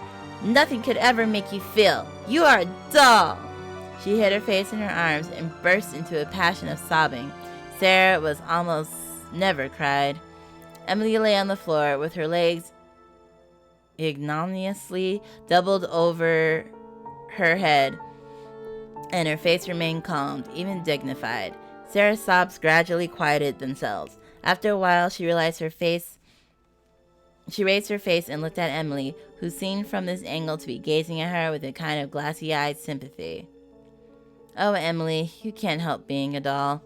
Not any more than Ermengarde can help being plump, or Lavanya and Jessie cannot help having any sense. We are not all made alike. Sara picked up Emily and kissed her, then shook her clothes straight and put her back on her chair. Perhaps you do your sawdust best. I must do my best as well. We have enough chill to hang out with Becky. Sara sat on her little bed, rubbing her hands together to try to make her fingers warm. It wouldn't be so bad if I had a nice pot of tea or cocoa to make me warm from the inside, or if there were a fire in that grate, or if I had a fur robe and a thick blanket, if I had anything at all. In the lengthening dark, the empty spaces of the attic pressed mercilessly around Sara. There are no monsters in the dark. Even little Lottie knows that there aren't. I am perfectly safe. I only wish... And then, as if in answer to her thoughts, a hollow knocking echoed through the walls. Becky! She hurried to the wall to signal her companion that it was all right to enter. Moments later, Becky hurried into Sara's room, a blanket wrapped around herself. It's starting to get chilly up here, miss. Come and sit on the bed with me and we can cuddle together. With two little girls wrapped under two blankets, even thin ones, the attic soon felt much more cozy. I was just thinking that it would be nice in here if I had anything at all to help keep me warm, and now I do. It's too bad that these beds are so narrow, or we could sleep here together. When I was little, miss, we had to share in beds like these, but I guess I'm not so little anymore. We can both fit snug and nice while we're awake, but if we slept like this, I think one of us would fall off. Do you think it would work if we got both beds and put them next to each other? Oh, I don't know, miss. Them bedsteads are heavy, and I don't know if they hold up being moved, and Miss Minchin might not like it. And you like having your own room. You said so. Yes, miss. But you're right. When full winter comes, we might want to. We could just put the mattresses on the floor together. They're easier to move than the bed frames. Oh, but then the rats would come up onto the bed. Becky shuddered. Sorry, miss, but even if they made us warmer, I don't want a blanket of rats. No, neither do I. Oh, hi, Luke Eris. Welcome to the stream. I'm doing good. Just a little sleepy and hungry, but otherwise good. As I mentioned in your stream, I did wake up about 5 minutes before my stream, so didn't have time to eat. So I got my little smoothie cup and some water to hold me over until the end of this. So I'm doing okay. What about you? How's the rest of your day? Did you have a good shift at work? Becky leaned her forlorn little head against Sara's shoulder and let out a slow, soft sigh. I'm sorry, miss. Whatever for? I came in to warm up, and I'm not very good company, and air scraped harshly through her nose as she breathed. And I feel like I'll never amount to nothing. Miss Lavanya was right. I don't belong around proper ladies. Lottie is not a proper lady. She's just a little girl. So are you. So am I. And Lavanya is a beast. Oh, you're still at work. Right. You're on your break, right? Yeah, could be better. Man. But as someone on the other side of that, though, unemployed, Sometimes I wish I did have work, just so that I could get a paycheck.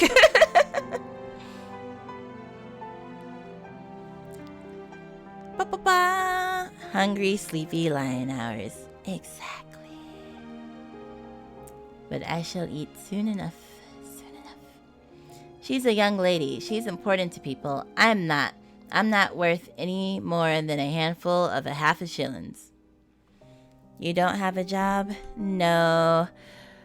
I wanted to switch careers, so I did. Well, I'm actually still doing some certificate programs, but I did some programs to switch careers, so I'm still looking for a job right now. I was in like one program from like 9 a.m. to 4 p.m. Monday through Friday, so I also just could not work because I was in school like 35 hours a week, so. But yeah. So when people are like, oh, it's payday and things like that, I'm just like, ah. But it is nice not to have to go to work. But on the flip side, you also don't get monies. Yes, you are. Of course you are. It's all just accidents. Tomorrow morning, Lavania's family could disappear. And she could end up just like me. There's no way to know.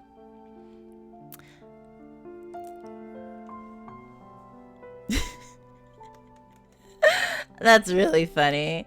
I mean, I also feel like she can say it though, because that's exactly what happened to her. So it's not like as threatening or bad, because it's like, well, that's what happened to me. My papa disappeared, and now I'm here. Could happen to you. I gotta go now, Lion Sage. Oh, it's okay. I hope you have a good rest of your shift.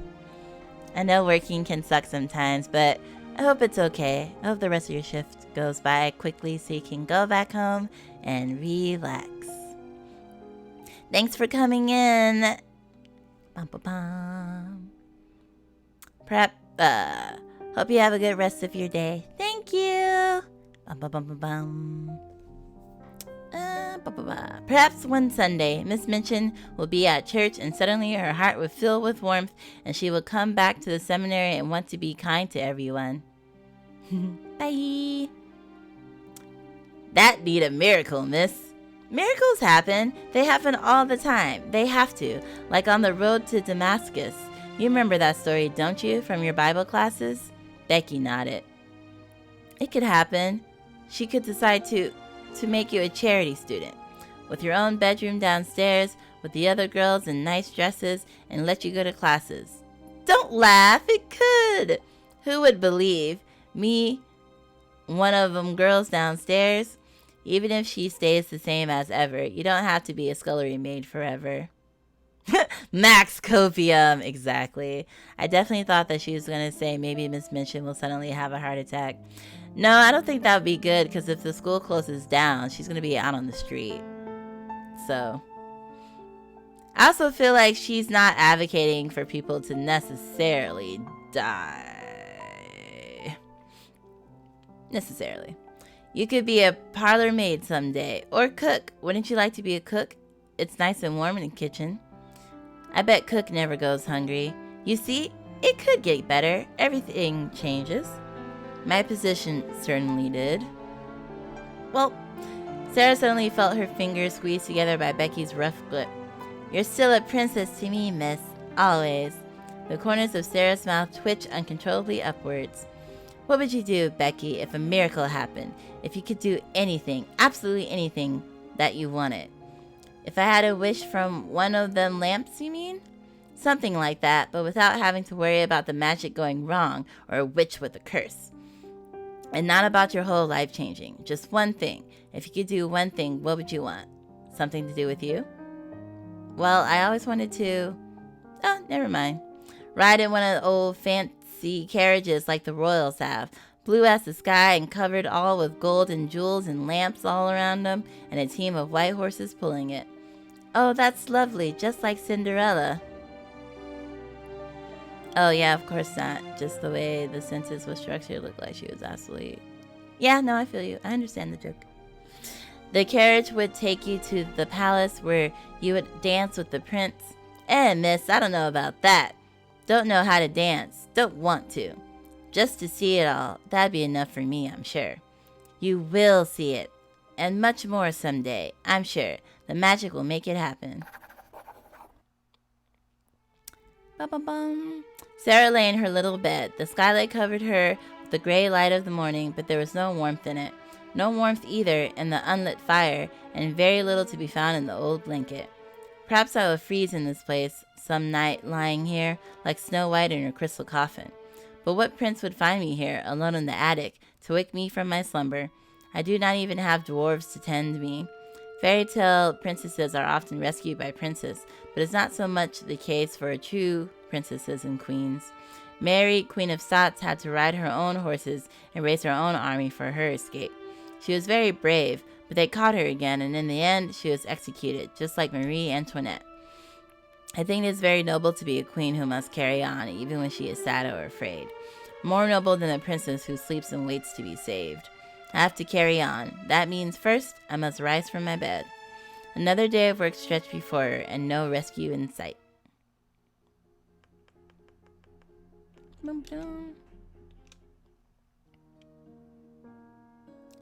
See the powers of stories, y'all.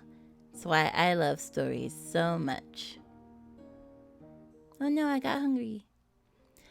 There were fine sunsets even in London sometimes, but most people could only see parts of them between the chimneys and over the roofs. Down in the kitchens, one could not see them at all, and one could only guess that they were happening because the bricks looked warmer, the air rosy or yellow for a while. From the bedrooms of the boarding students, the views were only slightly better. Perhaps one might see a blazing glow as it struck a pane of glass on a nearby window. But there was so much more to be seen. Piles of red or gold clouds in the west, or the purple ones edged with dazzling brightness, or the little fleecy floating ones tinged with rose color and looking like flights of pink doves scurrying across the blue in a great hurry as if they were a wind. There was one place from which a viewer could see the sunset skies in all their splendor. That place was, of course, the attic window. When the squares outside the seminary began to take on that enchanted glow, Sara would, if possible, steal away and creep up the flights of stairs to her attic to lean as far out the window as she could. When she had accomplished this, she always drew a long breath. In the golden light of sunlight, even the London air seemed purer. This wonder is mine alone. It is the one joy of life in this attic, the one beauty that has granted me. No one has ever looked out of the other attics. Generally, the skylights were closed, but even if they were propped open to admit air, no one seemed to come near them. Sara turned her face upwards to the sky. We also have another ad coming in less than a minute, which seemed so friendly and so near that a lovely vaulted ceiling, and watched the colors change and flow. Sometimes the clouds made islands or great mountains enclosing lakes of deep turquoise blue, or liquid amber, or chartreuse green. Sometimes dark headlands jutted into the strange lost seas. The sparrows twittered softly around her, and Sara felt for a moment almost as if she could float away into the sky.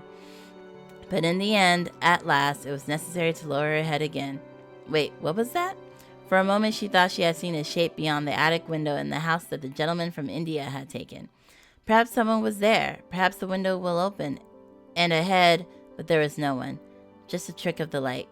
Really splendid sunsets always make you feel as if something strange was just going to happen. Perhaps someday it will.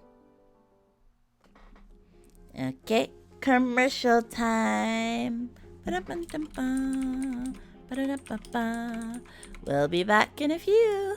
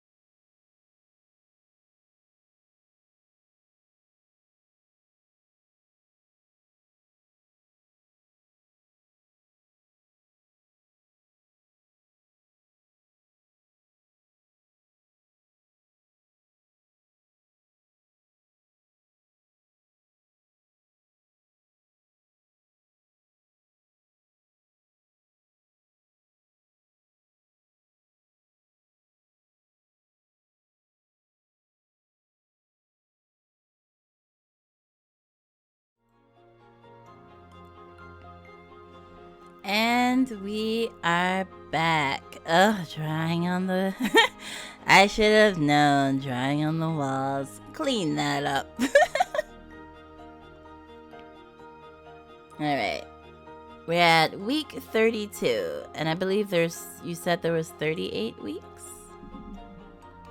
Dang, I guess I didn't romance anyone enough. I thought at least Ermengarde wouldn't be locked because we hung out with her so much, but I guess we didn't hang out with her enough. I mean, I could read though. I know I can't, but I also can. Definitely was not looks.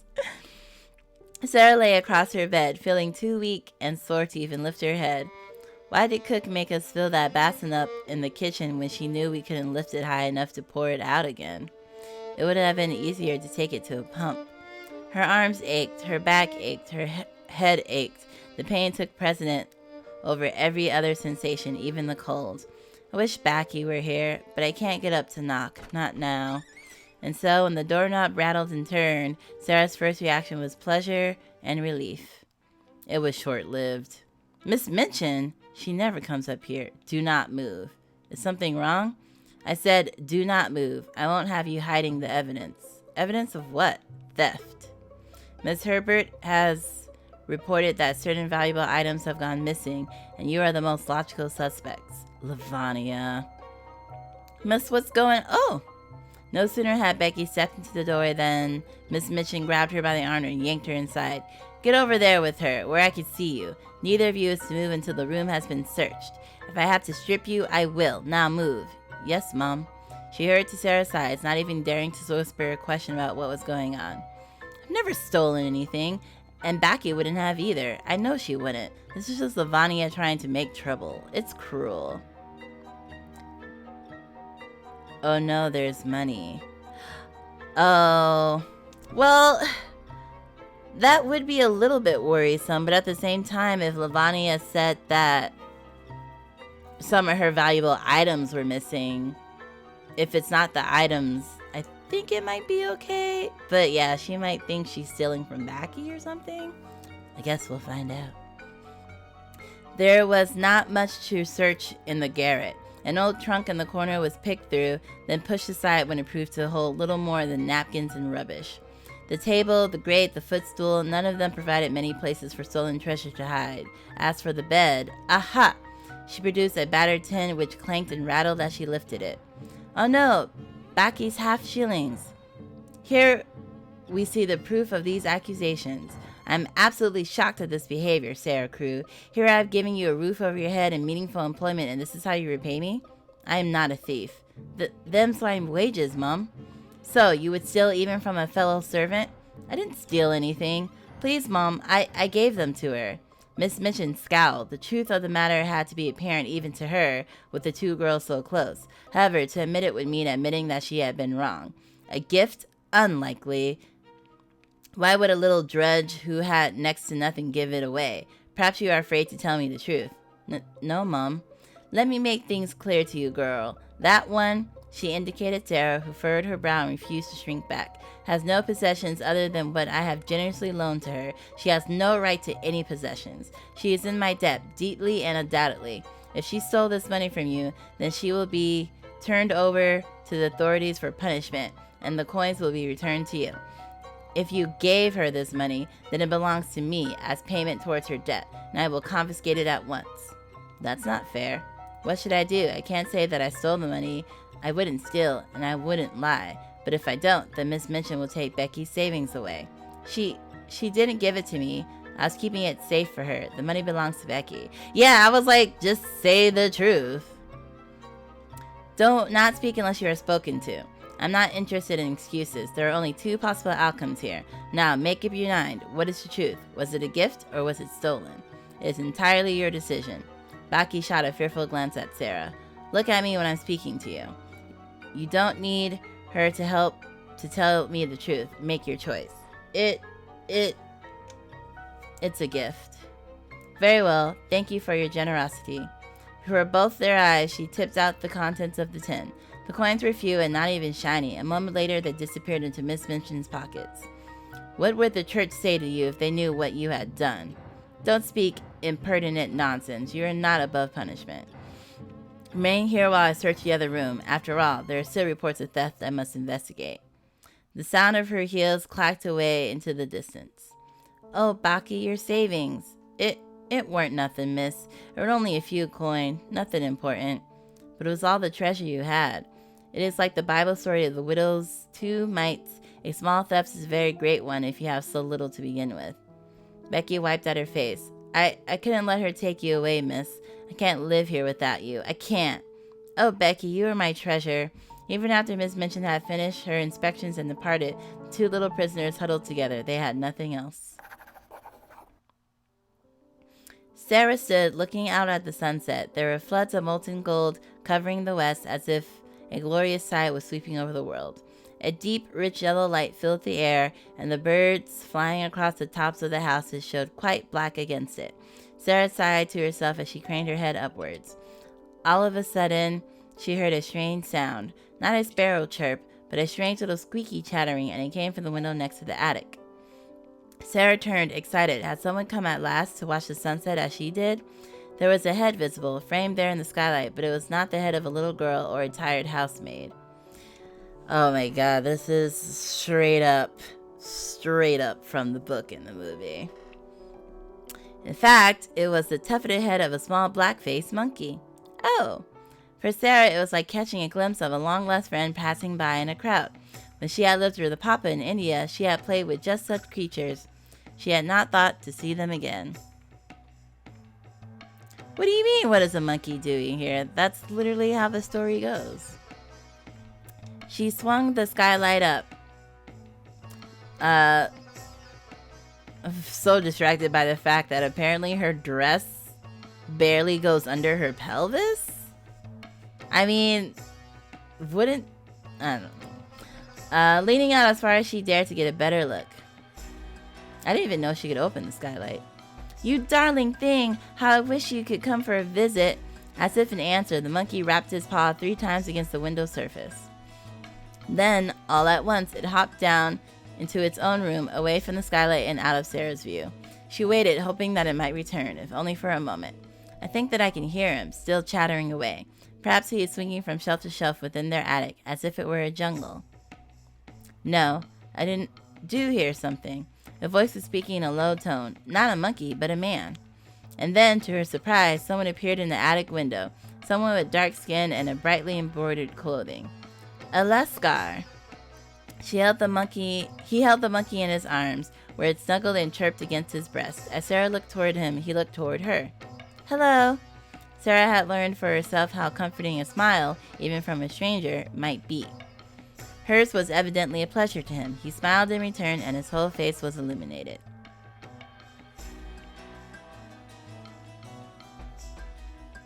Well, I just imagine that, like, with all the chores she has to do, having such a short dress would definitely expose her regions to people passing by. I feel like they would want her to have, like, a longer dress. Hello, Miss Sahib. He must have come up here for the sun, since it's so seldom seen in England. So you are what Sharon wished for me to see.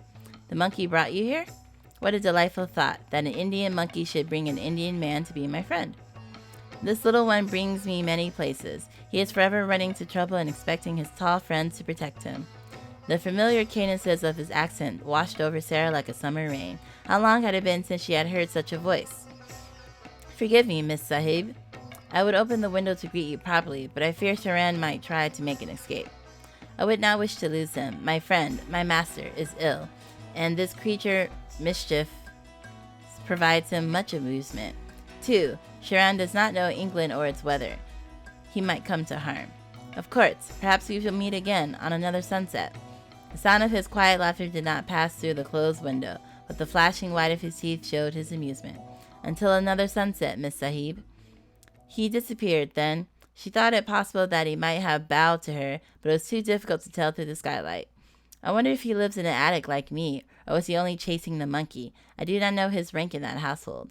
I hope that England is kinder to him than it was to me. Bum bum bum. We'll keep it the same as usual. So, did you hear about the fellow next door? It seems he's not an Oriental or an Indian at all. That's what Sara said. Luckily for Becky, Cook was not in enough a temper to clout her for calling Sara Miss in her hearing. Suppose she'd know all about English gentlemen living in that place. I tell you, you never get me there. Not if I had to jump off a boat and swim home. Nothing good ever came from India. It's all tigers and cobras and midges that suck the blood right out of you or spit back poison. It's a wonder that children live long enough to be shipped back here. If only Papa had let me stay there. Anyhow, seems the fellow'd gone and run himself in a hole. Thought he lost his whole fortune, he did, and drove him to wreck, thinking he was ruined forever. He weren't, of course, still rich as anything, though it'd do him no good if he died of fret. Trouble was all about mines, and mines with diamonds in 'em. No savings of mine ever goes into no mines, particularly diamond ones. We all know something of them. Becky gulped and nodded. He felt as my papa felt. He was ill, just like my papa, but he did not die. Not yet. Poor man, I hope he will be well. Perhaps he has a child in England as well. For the sake of that child, I would help him in any way I could, or for his own sake, and for the sake of my papa, whom I could not save. Oh no, I'm not hungry enough.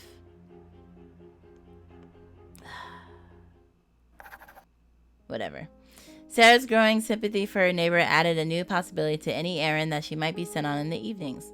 There was a chance that his curtains might not be drawn and she might be able to see inside. When that was the case, if no one was about, she would stop and take hold of the iron railings, looking into those warm rooms and wishing good thoughts to her adopted friend. Perhaps kind thoughts reach people somehow, even though the windows and doors and walls. Perhaps you can feel a little warm and comforted, and don't know why. The man sat alone in an armchair by the fire, nearly always in a great dressing gown, and nearly always with his forehead resting in his hand, and he gazed hopelessly into the fire. He always seems as if he were thinking of something that worries him. He has got his money back, so he ought not to look like that. I wonder if there is something else. Hope you will get well and happy again. I'm so sorry for you. I wish you had a little missus who could pet you, as I used to pet Papa when he had a headache. I should like to be your little missus myself, poor man. Good night, God bless you. She would go away feeling quite comforted and a little warmer herself. Her sympathy was so strong that it seemed as if she might reach him somehow. Yeah, pretty much have to be unwell to spend time with her. On this day, although Sara's viewpoint through the window did not allow her to see it, the man in the house was not alone. Carmichael? I cannot believe that the wretched woman has disappeared without a trace. With the loss of her two best-paying pupils in such short time, Madame Pascal's finances are in great disarray. She apparently found it necessary to close her school entirely. It was something of a scandal in Paris, which turned out to our benefit. Without those rumors, we might not have found the child's trail so quickly. But your sources have no idea what might have happened to her after that? As the story goes, after her father's death left her unprovided for, she was then adopted, taken in by parents of the little girl who so recently died at the same school. The two girls had been close companions before the accident, you see.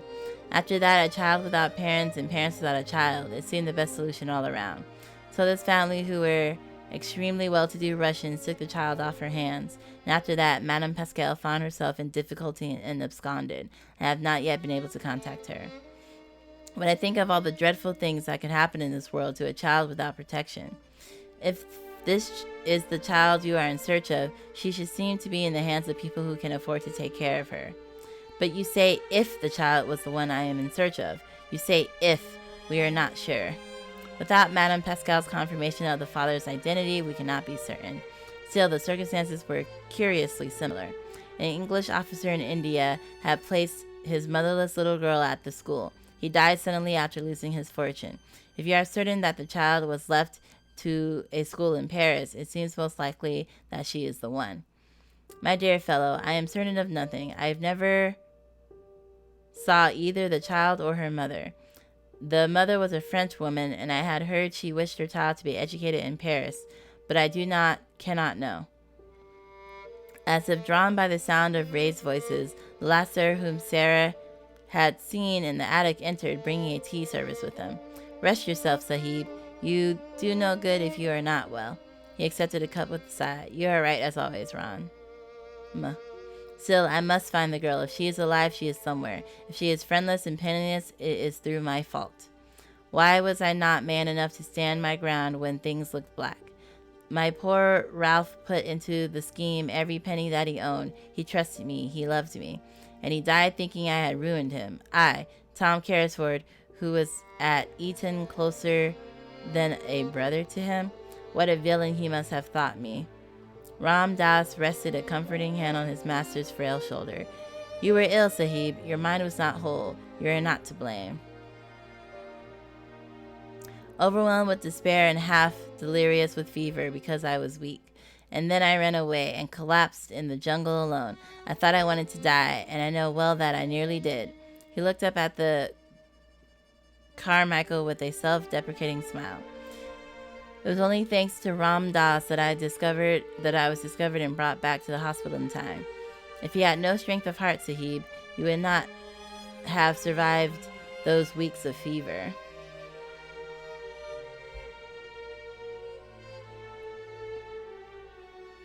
Oh my god, I just noticed the Indian guy had a freaking curved sword. The wild stereotypes in this game. I don't know. I feel like, is it a stereotype for an Indian person from India to have Indian things from India? Like, I don't know. I think a stereotype has to be used in like a super negative, overhammed way. You think people just carry swords around? I mean, think of the times. People are at war. People are getting attacked and shit. Like, but also, yeah, like, people can just have swords if they want to. Not in London. I'm sure there was street crime in London. There's no way there's not street crime in London. I'm just saying, we don't actually know. You can interpret it however you want, though. Mr. Carrisford reached up and clasped the other man's hand. You are too good to me. Mr. Carmichael harumphed gently, reminding them of his presence in the room. Ooh. Again, I will say, an Indian person carrying Indian things from India, like, if the white dude was, like, doing it, okay, that might be a little, like, but if he's just doing his cultural shit, he's just doing his cultural shit. Hello, let's see, Nix Illan? Hello, thank you for the raid. Thank you so much. How are you? How was your stream? I realized that when I rated people, sometimes it took a hot second for me to, like, officially carry over. So I wanted to wait till you said something to make sure you were in the room. Just call me Nixie. Okay, Nixie. Stream was good. What did you stream? Don't worry, the raiders won't hurt you, clown. We did a short mute art stream. Ooh, nice. So you're an artist then?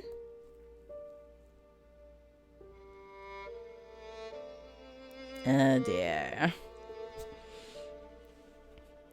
I'll check you out. I love watching art streams. I wish I could art. You commissioned the little Scribby baby for me. Oh, sorry, I didn't recognize your username. Wait, is that your same username on Twitter? I commissioned you on Twitter. Oh gosh.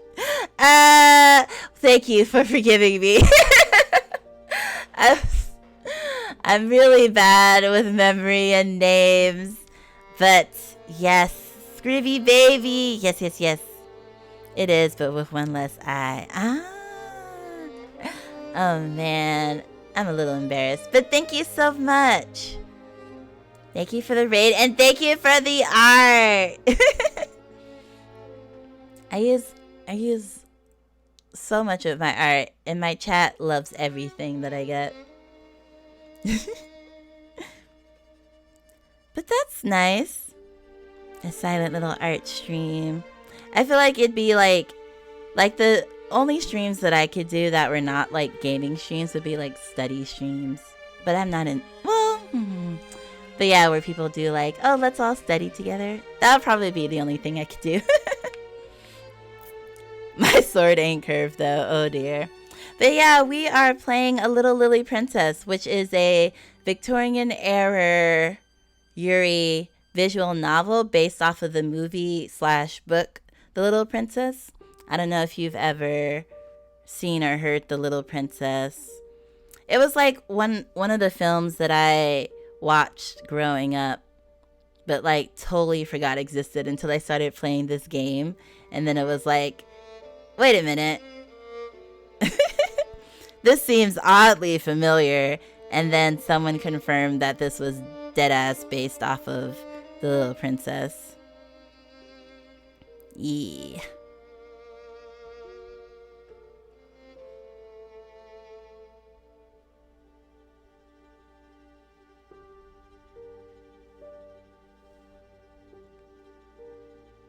I want to do a language stream, but I'm scared to annoy my community. That's fair. I feel like sometimes sometimes it could be a struggle to watch someone struggle.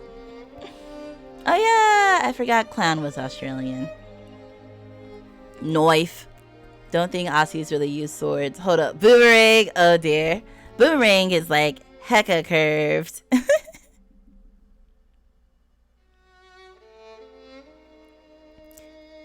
But yeah, I actually used the art you drew for me in some of my TikToks. TikToks. But yeah, again, thank you for the raid.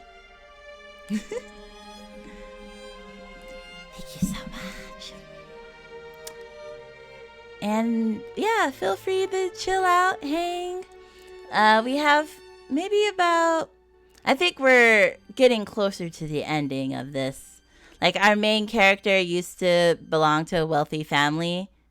Well, her father. But then he died. And so now she's like a scullery maid at the school that she used to attend as like the top student.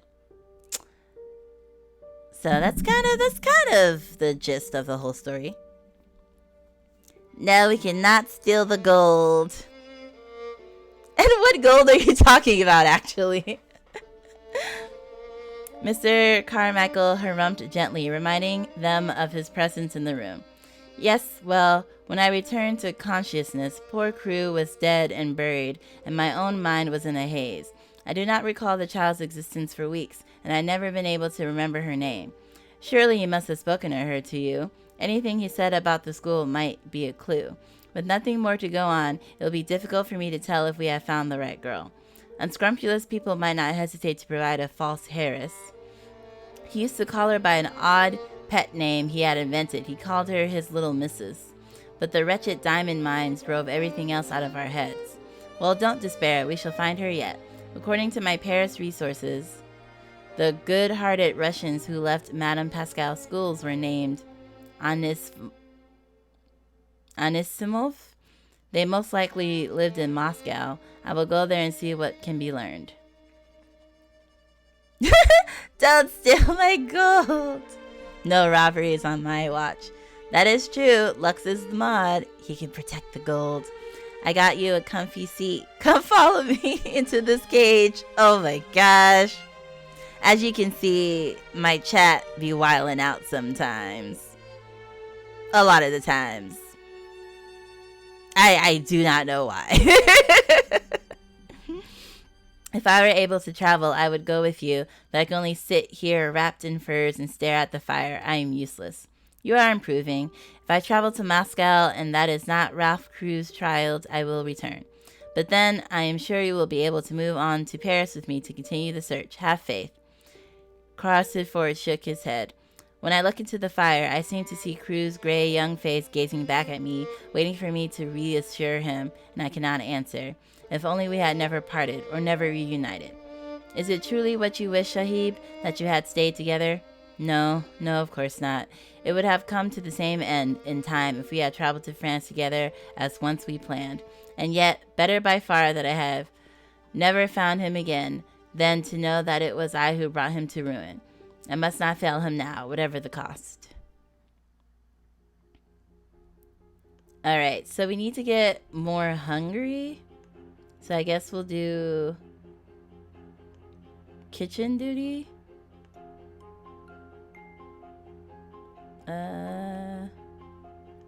We don't need chills. Let's just do a bunch of kitchen duty, I guess. I thought her dad's name was John. I don't know. Or am I just putting in generic white man name and never learned? I don't know.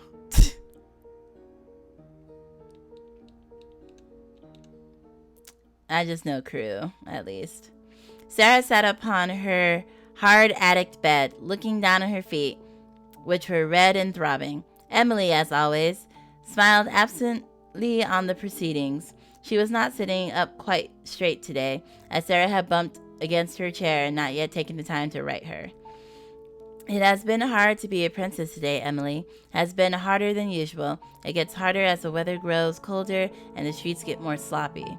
When Lavanya laughed at my muddy skirt as I passed her in the hall, I thought of something horrible to say, and in a flash, and I only just stopped myself in time. You can't sneer back at people like that if you are a princess, but you have to bite your tongue to hold yourself in. I bit mine. She drew her knees up to her chest, wrapped her arm around her legs. It was a cold afternoon, Emily, and it would be colder night. Quite suddenly, she put her dark head down against her arms. Oh, Papa, what a time it seemed since I was your little missus. There was no answer. After a few moments, she lifted her head again, smiling as bravely as a soldier. The sun is setting, Emily. We mustn't waste it. I never guessed how short the days in England can be in winter. I must bid a good night to the sun so that it does not decide to leave us completely. The sun might be more comfortable in India, but we need it here. With that little bit of self-encouragement, she managed to climb to her feet and raise the skylight to let the sun in. No sooner had she swung up the window than a bundle of fur blurred through the opening, lighting solidly on Sara's shoulder with all its paws before springing off again. It was the monkey, Sharan. Oh dear, he got loose. He landed on her bed then and scampered towards her pillow, then swung himself around and into the darkness beneath the bed frame, with only the long curve of his tail still in sight. Sara looked quickly to the door to her room to be sure that it was closed. Miss Minchin would be furious at such a creature running loose through her school. But what was she to do with him? Helpless, she stuck her head back out of the skylight and found the concerned face of the Lascar there opposite. Miss Sahib, have you seen? Oh, sir, Sharan has come through my window. Should I try to catch him for you? He is hiding under my bed. There was an angry chittering. She looked down to see that the monkey was now running across the floor towards the rusty grate. Ah, Miss Sahib, it would not be wise. He is a good monkey and will not bite unless one pulls at his tail, but he is very difficult to catch. He flies like lightning, when he wishes. He does not know you, and I do not think he will allow you to catch him. Even myself, he obeys only when he chooses, but he is not wicked, only playful. My only question is, how are they getting on the roof?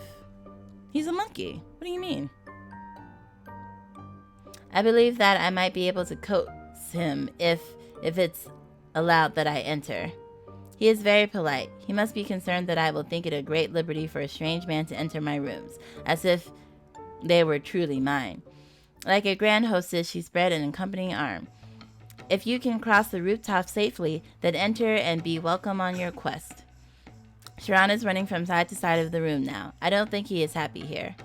The rooftops of London were a treacherous terrain of loose, damp tiles, slanted surfaces, and terrifying drops. Only the direst of threats could coax Sara out of her window.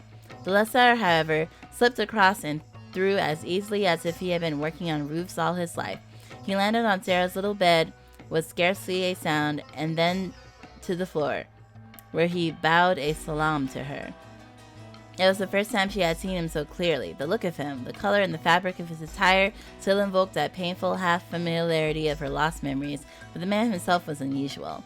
His bow had been as deep and polite as Indian servants, but he moved as lightly as a magician and stood with the strong shoulders of a soldier. His eyes and his smile were warm, if enigmatic, and the knife on his belt he wore with confidence. It's also, I guess they're calling it a knife, not a sword.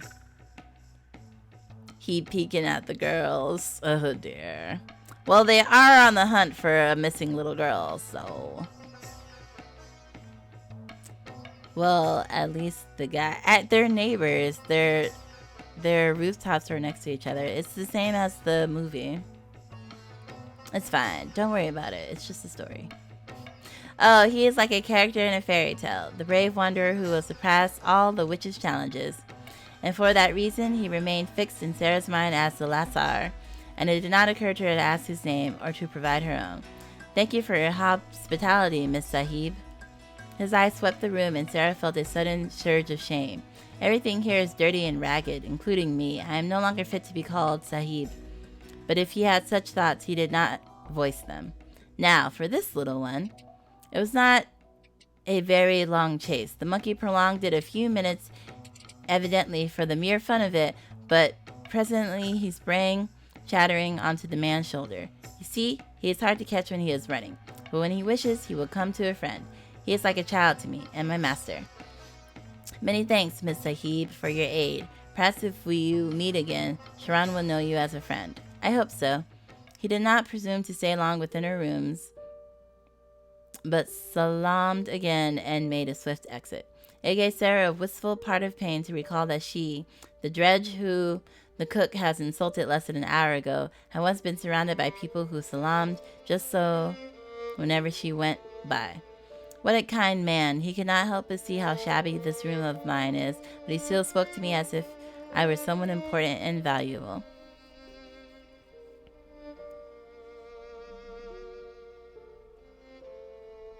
She walked around her room, setting Emily back in place upon her chair and righting any other objects disarraying by the monkey's passage. If only we, all of us, could go back to India together.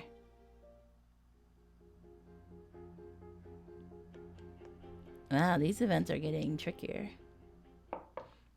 In the afternoon, there was a knock upon the front door of Miss Minchin's Select Seminary, signaling that the post had arrived. Sarah, who was nearest, laid aside her bucket and brush and went to fetch it. She was just stepping back through the door with a small box and a handful of letters when everything went wrong all at once. The yowl of an enraged feline, a series of thumps and bangs, someone falling, the scream of a young girl. Becky! She rushed at once to the stair, discarding the deliveries on a small table as she passed, not even looking to see if they had landed correctly. There was Becky, collapsed against the wall at the foot of the stairs like a doll that had been thrown away. And there went Tybalt, a furious gray streak rushing straight past Sarah's leg and out the open door of the school. No! Are you all right? Oh, miss. Through the tears streaking her face, surely indicated that she was in pain. Becky was already struggling to get back to her feet. You're hurt. You shouldn't move. We've got to catch him. The missus will hang me by the ears if we don't. Please, miss. My life won't be worth nothing if we lose him. It was unfortunately true. Miss Minchin set more value on the cat than on the welfare of any scullery maid. Even if Becky had broken a leg in the fall, she would not be forgiven. There was no time for Sarah to apologize for leaving the door open. To have any hope of recovering Tybalt, they had to act at once. Sarah held out her hand to help Becky up. Can you walk? If you can't, I'll go. I'm fine, miss. It's only bruises. I've had worse. They moved out into the streets of London together. There! Ah! A tail! She kept hold of Becky's hand in case the other girl was unsteady on her feet. She go back, miss. If the missus thinks we run off, she might call the coppers. And if it's only me, we'll both be punished no matter what happens. If we go find Talbot, it'll be easy for us. That cat has a job to do. They need to find it. Oh, that's true. The cat is a full-time worker at the seminary, apparently. You're right. And we have a better chance if we're both looking. The task could have been much worse. A gray cat loose in the streets of London might have vanished entirely, never to be seen again by any but the owners of disreputable pie shops. Tybalt, however, appeared to be playing a game, keeping always out of reach but rarely out of sight.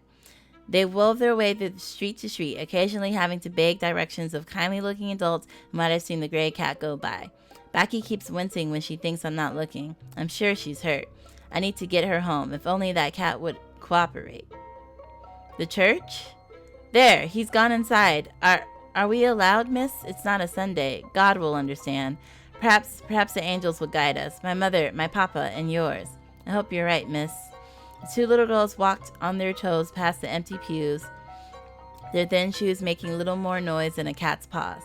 Becky caught Sarah's arm and pointed to the staircase going up, just as Tybalt padded out of sight. The bell tower. Up and up and up they climbed. There was no sign of Tybalt, but neither were there any exits. He had to be somewhere ahead of them. Becky paused, her hand against the wall, her shoulders heaving. Are you all right? Do you need to rest? I can't do it. I can do it. I can do it. We're almost there, aren't we? I hope so. At last, they found the door and broke free into the sky. The tower top seemed a desolate place. Bare stone walls cut into empty arches that began at waist height. There was no glass, since that would impede the sound of the bells. One could almost reach out and touch the clouds. This high up, on a clear day, the air was even colder than usual. After so many steps, Sara couldn't help gasping for breath, but that breath locked up in her throat. There was no sign of the tower keeper, nor of any angels, nor of Tybalt. Somehow they had lost him. Sara's knees gave out. She slid down to sit on the cold floor, wheezing through her hands as she found to recapture her strength. Becky didn't look any better. Her face was pale beneath the dirt, and she clutched at the window's edge for support. There, as she leaned over it, she suddenly caught sight of, Miss, there! What? She tried to answer, but the words weren't coming. I can see him, miss. I can just about reach. Tybalt is out on the church's roof? Becky, no, you're too weak. It was too late. Desperate to retrieve the lost cat, Becky had already begun to climb over the wall. Here, puss, puss. And then the inevitable happened. She lost her balance. Becky! She would never clearly remember those seconds. How Becky screamed, how Sara leapt from her crouch, how her fingers stretched out through the air and caught Becky's hand. Hang on! It wasn't enough. Sara was too weak, too thin. Her grip kept Becky from plummeting to certain death, but she could not possibly pull her back up. Lift her other arm. Try to grab the edge. Becky failed upwards, but her fingers fell short of the mark. Hanging suspended by one arm put the rest of her body at too much of an angle to reach. I can't. Grab anything. Brace your feet on anything. Just find a way to hold on. Her feet, in their thin shoes, grappled against the stones, trying to find a toehold. For a moment, the strain of Sara's arm eased, but then Becky's foot slipped, and the sudden jolt made her socket burn with pain. I'm gonna die! Don't look down! Just hold on! Becky, hold on! I'm gonna fall! You can't fall. I'm holding you. But, miss, you can't. I won't let you fall. I promise. Now hold on, and don't be frightened. I'm gonna scream so someone can hear us, alright? Don't be afraid, miss. Sara squeezed her hands tight and shrieked as loudly as she could until her throat ached with the force of it. After all those weeks of being silent in the attic, she felt like her uncaged voice ought to burst loose like a blast of trumpets. But against the vastness of the sky, one little girl's voice was soon swallowed up. When her scream had faded into a raspy cough, Sara gulped hard and waited for a response. All she could hear was Becky's faint whimpering. She had stopped scrabbling against the wall with her feet now. She was only hanging there, quiet tears gleaming against the dirt on her cheeks. It's going to be all right. The tower keeper will come. The angels will bring him to us. We're so high up, it's easy for them to see us here. You won't fall, I promise you, didn't I? I won't let go. Miss? It was hard to hear her voice now. There was no strength in it. You can't blame yourself. It's all right. What are you saying? You can't hold on forever, miss. I know that. And maybe it won't be so bad. There's heaven, right, miss? Like you always told us. Cities of gold and fields of lily, and no mismention, and never having to work no more. Her arm, in Sara's grip, felt cold, as if the life were already leaking away from her. My life weren't ever gonna get better down here. So don't feel bad, miss. If you have to let go, I'll still love you. I'll watch over you with them angels. No! Now you listen to me. You are the most important thing in the world to me, and I will never, ever give up on you. What do you think my life would be without you?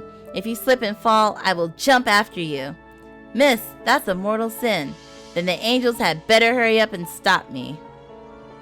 That's not proper Christian. I have faith.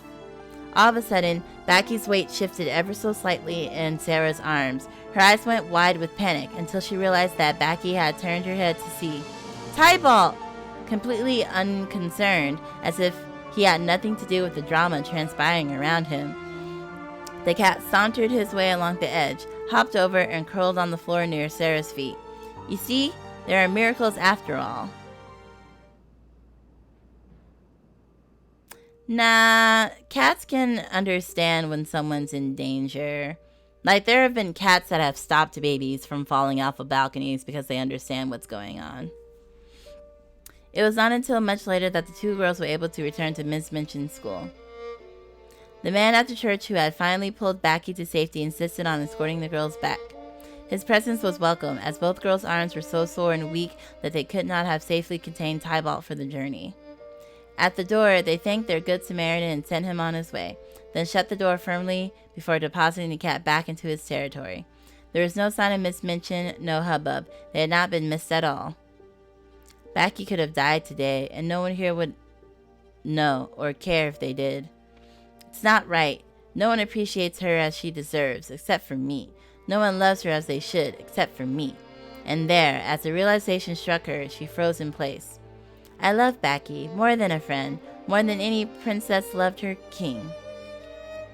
It felt selfish and prideful to place herself above others in that way, but in that moment, Sara's heart was overflowing. But what can I do? What can I do? We are both prisoners here. We are helpless, and Miss Minchin will grind us down to nothing. No matter how bad it seems, life has to be better. It just has to be. Miracles happen. Good people still exist. I will always believe that. The days continued to grow colder and the nights longer. There were days on which Sara tramped through snow when she went on her errands. There were worse days when the snow melted and combined itself to mud to form slush. On such days, the study in which the Indian gentleman sat glowed with warmth and rich color, but the little attic at Miss Minchin's was dismal beyond words. Becky sometimes crept into Sara's room, and the two of them would huddle together under the shared blanket for warmth.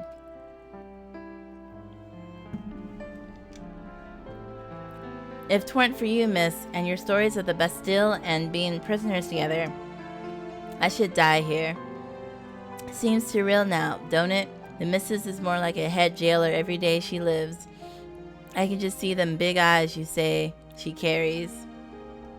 Big keys you say she carries. And cooks like one of them under jailers, having relations with the army man that helped throw over them nobles. Tell me some more, please, miss. Tell me about the subterranean passage we've dug under the walls.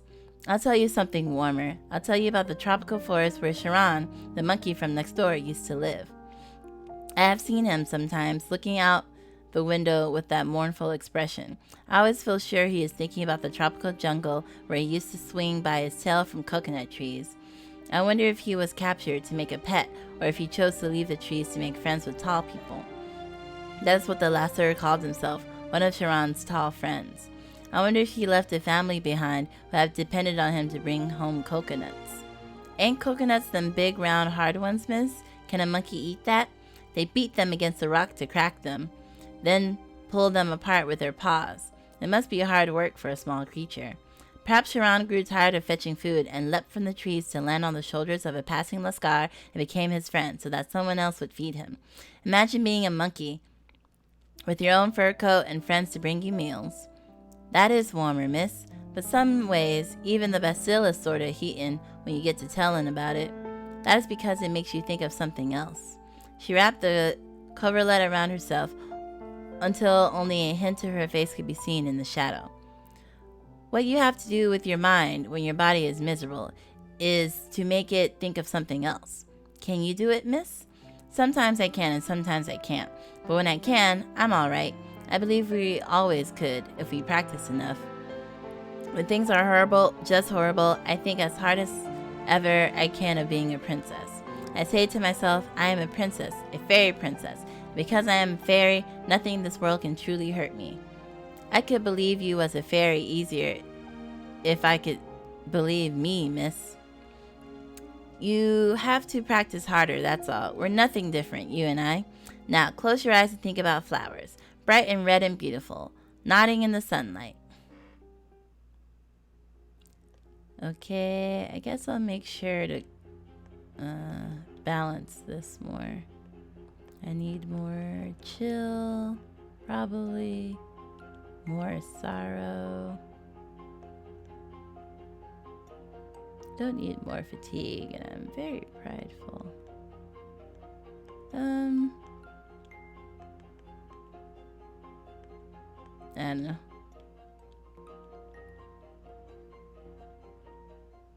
Okay, that looks pretty good. On nights when Becky was kept busy too long to join Sara in her room, the attic seemed even more desolate. When the fog hung heavy, there was no light at all to be had, and Sara was forced to beg a candle from cook in order to see at all.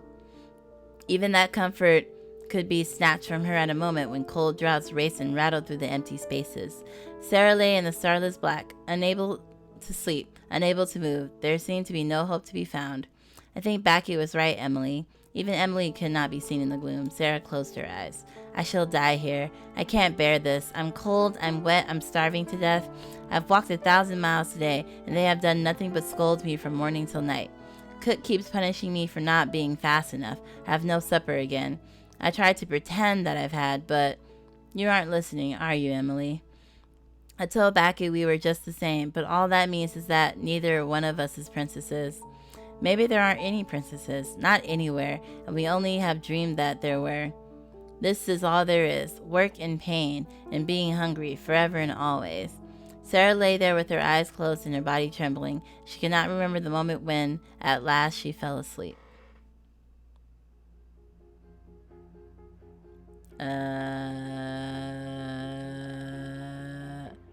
So we need 5 hunger, 8 pride, and 3 pain. So I'll make sure to get some more hunger then. I'm a cow princess. Cute. Not long ago, Sara Crewe had been a beautiful child, but the lack of food does no good to anyone, unless they're a girl still in the course of growing. She was constantly cold and hungry and tired, and the stress and the pain of it gave her face a pinched expression. Now and then some kind-hearted person passing her in the street glanced at her with sudden sympathy, but she did not notice. She hurried on, trying to make her mind think of something else. She fought to suppose and pretend, even as the muddy water squashed through her broken shoes. Suppose I had dry clothes on. Suppose I had good shoes on, and a long thick coat, and wool stockings, and a whole umbrella. And suppose, just when I was near a baker's where they sold hot buns, I could find 6pence, which belonged to nobody. And suppose that I should go into the shop and buy 6 of the hottest buns and eat them all without stopping. Some very odd things happen in the world sometimes. She had to cross the street just when she was saying this to herself. The mud was dreadful, and she almost had to wade. She picked up her way as carefully as she could, looking down at her feet to choose her steps. Just as she reached the pavement, she saw something shining in the gutter. It was actually a piece of silver, a tiny piece trodden upon by many feet. Not quite a 6pence, but the next thing to it, a 4-penny pence. In 1 second, it was in her cold little hand. Oh, it's true. It is true. It's like magic. She looked up at the shops facing her. There, not a few steps away, was a baker's shop, and a cheerful woman with rosy cheeks was putting in the window a tray of delicious newly baked buns. It almost made Sara feel faint for a few seconds. The shock and the sight of the buns and the delightful colors of warm bread floating up through the baker's cellar window. She knew she need not hesitate to use a little piece of money. It had evidently been lying on the mud for some time, quite forgotten by its owner in the stream of people passing by. And yet it did not seem quite right. It was like magic, and all her fairy stories always came with a test. It was then that Sara caught sight of the child. There were baker children all over London. When Sara had been wealthy, she had seen them often and gave them pennies when she could. In her most recent suffering, she had rarely had time to notice these others. This was a little figure who was not much more than a bundle of rags with small, bare, red, muddy feet popped out, because the rags with which their owner was trying to cover them were not long enough.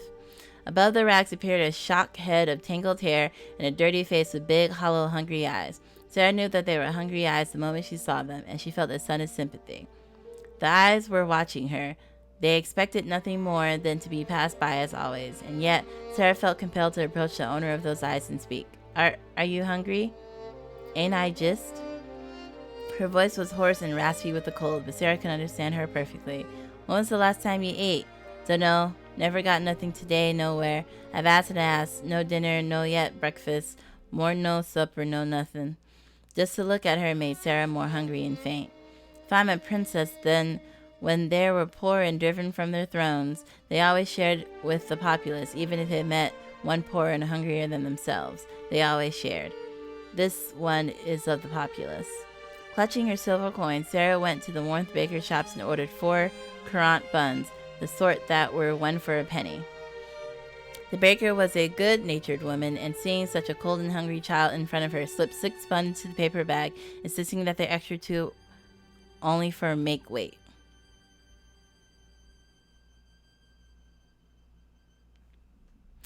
Sara made her thanks and hurried from the shop so as not to get in the way of more important customers. The hot buns, even her bag, warmed her hands. The baker girl was still huddled up in the corner of the step. She looked frightful in her wet and dirty rags and stared straight in front of her with a glazed look of suffering. Sara took out one of the buns and, with a pang, set it on the child's lap. See, this is nice and hot. Eat it and you will not feel so hungry. The child started and stared up at her as if such sudden, amazing good luck almost frightened her. Then she snatched up the bun and began to cram it in her mouth with great wolfish bites. Sara took out 2 more buns and set them down. 3 and 3. That was an even share. The sound of the child's hoarse, ravenous voice, nearly choking in delight as she grabbed her food, was awful. She is hungrier than I am. I have a place to sleep at night. Miss Minchin feeds me sometimes. But her hand trembled as she set down the 4th bun. That left Sara with 2. 1 bun for each hand to keep them warm. She is starving. I am not starving. She put down the 5th bun and turned away. The little London savage was too busy devouring to give any thanks, even if she had ever been taught politeness, but she had not. Sara found some comfort in her remaining bun. Wow, didn't think to give one to Becky at all. At all events, it was very hot, and it was better than nothing. As she walked along, she broke off small pieces and ate them slowly to make them last longer. Suppose it was a magic bun, and a few bites were as much as a whole dinner. I should be overeating if I took more than 1. That is the way that magic works. It gives you just enough. I don't need anything more. Alright, and in less than a minute, we'll have another ad coming up. But I think we can probably just get through this part. Which one was pain? I want to make sure we have enough hunger and pain for the event. Yeah, we should be good, I think.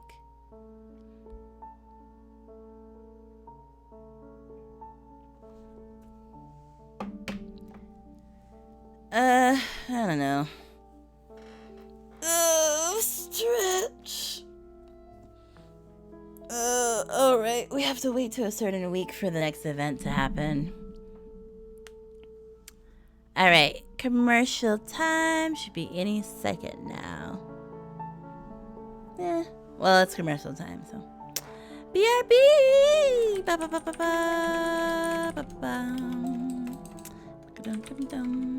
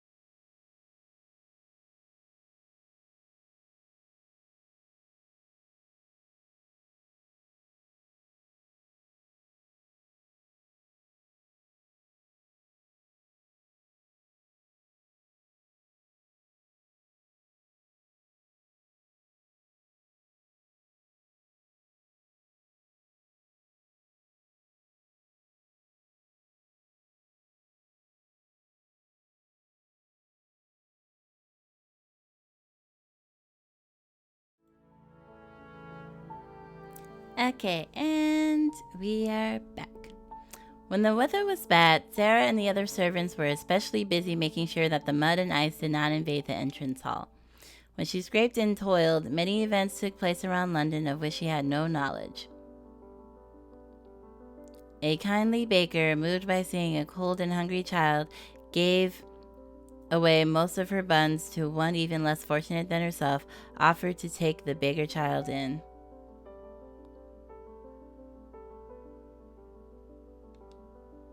A large family of children, once glimpsed in their Sunday carriage, laughed over their father's letters and promises to bring them pictures of when he returned from Moscow. And as Miss Minchin's attic, someone stealthily opened the skylight from the outside. He let himself down through the aperture with such lightness and dexterity that he only made the slightest sound, but that was enough to frighten a curious rat back into its hidey hole. Forgive me, I did not come to harm your mistress. Few would waste politeness on a rat or consider it to be a pet, but this man knew that Sara was not as other children. He had watched her in secret, seen how she made friends of all the little things around her, the rats, the sparrows, even the sky. She greeted as if it could hear her. But the mistress of the house, she is treated like a pariah, but she has the bearing of a child who should be the blood of kings? Of the blood of kings. First, he went to the narrow bed. He pressed his hand against the mattress and lifted the cover and examined the one thin pillow. To the rusty fireplace then, examining the grate which had not seen a fire in many days. The old table, from tattered footstool, Emily's chair, each was carefully tested and set back as it had been. At last he looked to the walls. From his pocket he carefully withdrew a number of small, sharp nails. Without the aid of a hammer, he pressed them one at a time into the crumbling plaster. He looked around, nodded, then pulled himself up to the skylight and withdrew as swiftly, as silently as he had entered, leaving no sign. Except for the holes?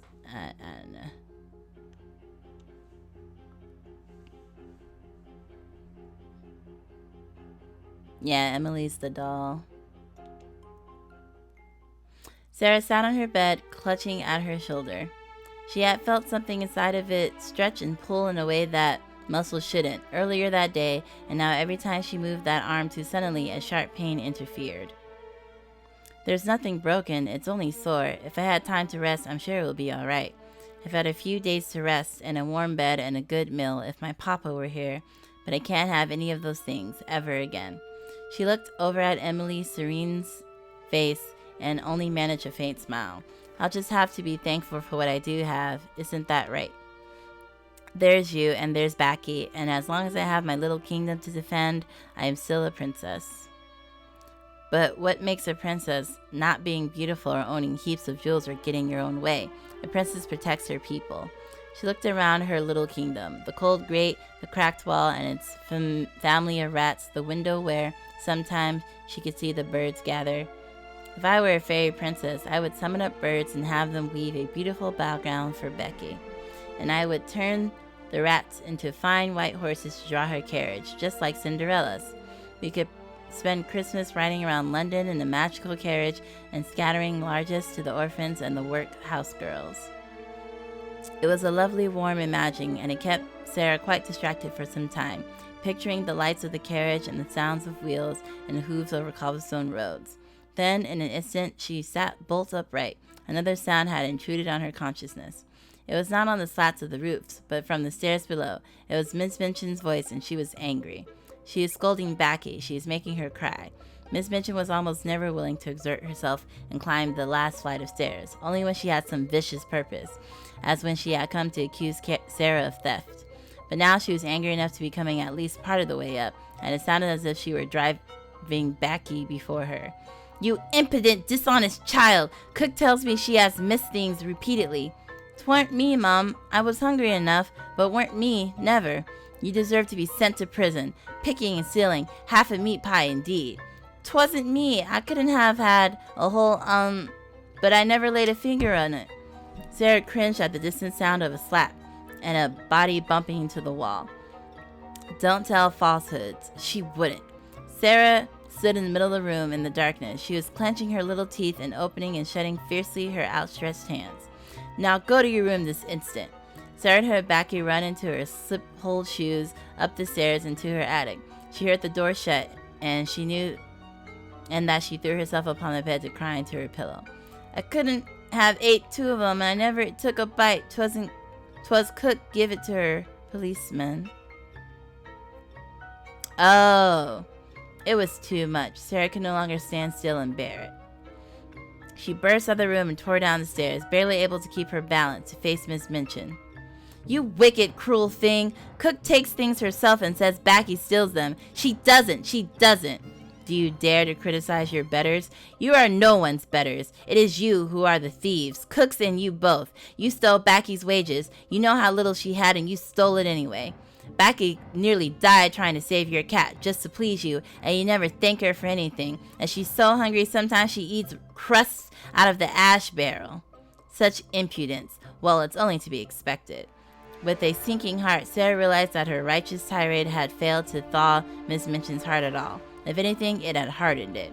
She had lost her temper, abandoned the composure which had given her strength throughout her trials, and now her enemy was smiling.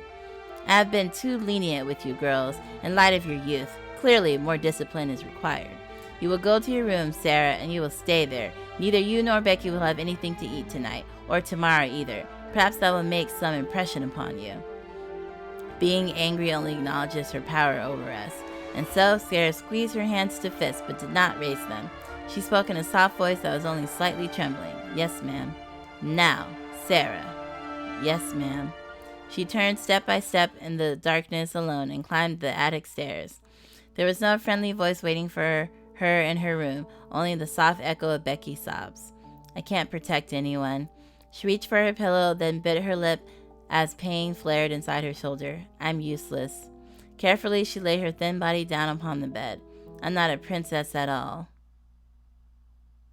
Sara did not know how long she slept that night, but she had been tired enough to sleep deeply and profoundly, too deeply and soundly to be disturbed by anything. When she awoke at last, it was slowly and sleepily, as one who is not quite sure where the boundaries lie between waking and dreaming. She felt warm, comfortable.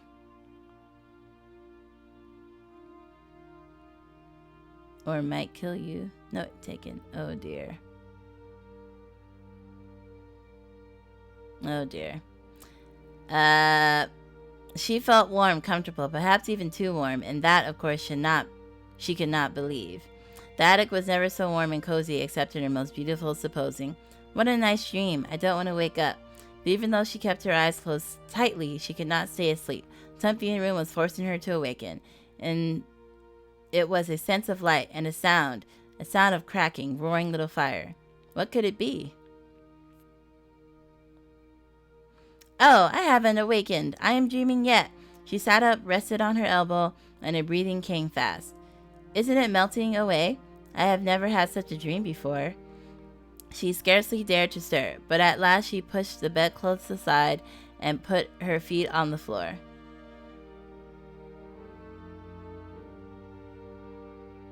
I can smell it. I can smell the fire and food. It feels real, but it can't be. It's bewitched, or I'm bewitched. And I only think I see it all. Oh, but if I can only keep on thinking it, I don't care.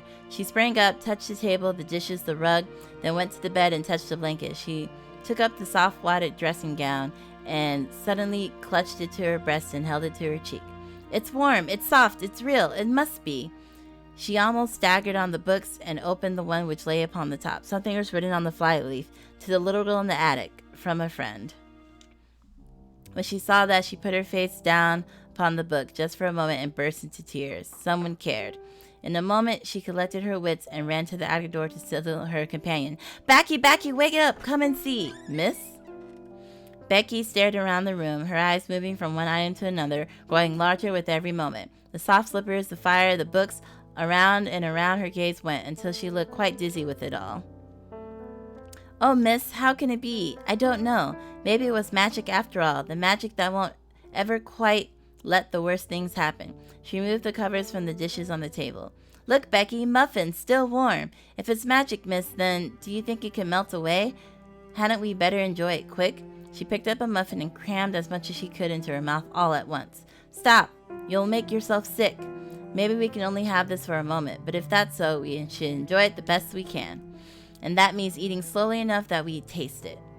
They sat before the blazing fire and ate the warm, nourishing food, and they could not help looking at each other in a kind of joyous wonder.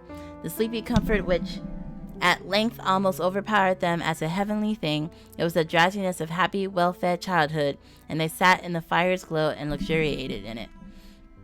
Reckon we better get down to work, miss, unless the magic's gone and made Miss Minchin disappear too. I suppose you're right. We wouldn't want her to come up here looking for us now. I don't know if all this will still be here when we get back.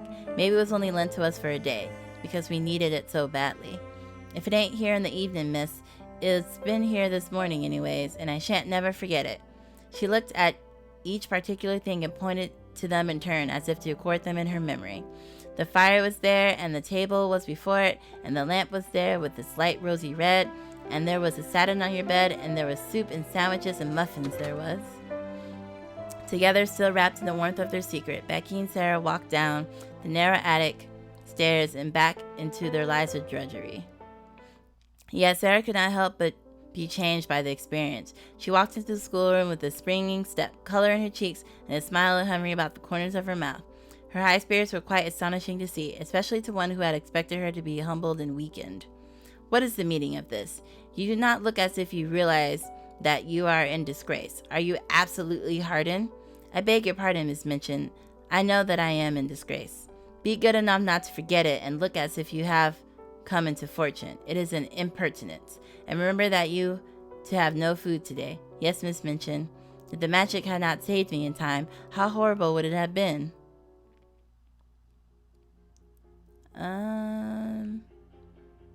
Okay. My hunger is pretty... But I want to make sure... It's kind of hard because, like, you don't know what you need for the events. But that should be okay. The gifts in the attic had not disappeared. In fact, they had only increased. That first night, Becky and Sara had returned to the attic to find that the table set once more, now with cups and plates for both of them, a new supper, and a vase with fresh flowers on the mantelpiece. After that, there seemed to be no pattern to it, but every day or so, some new comfort or wonder would materialize when no one was watching. The ugly walls were covered with pictures and draperies. Books were stacked into place. The remains of old meals were cleared away and new ones left in its place. It is exactly like something of a fairy tale come true. Is this my Garrett? Am I the same cold, ragged, damp Sara? And to think I used to pretend and wish it were fairies.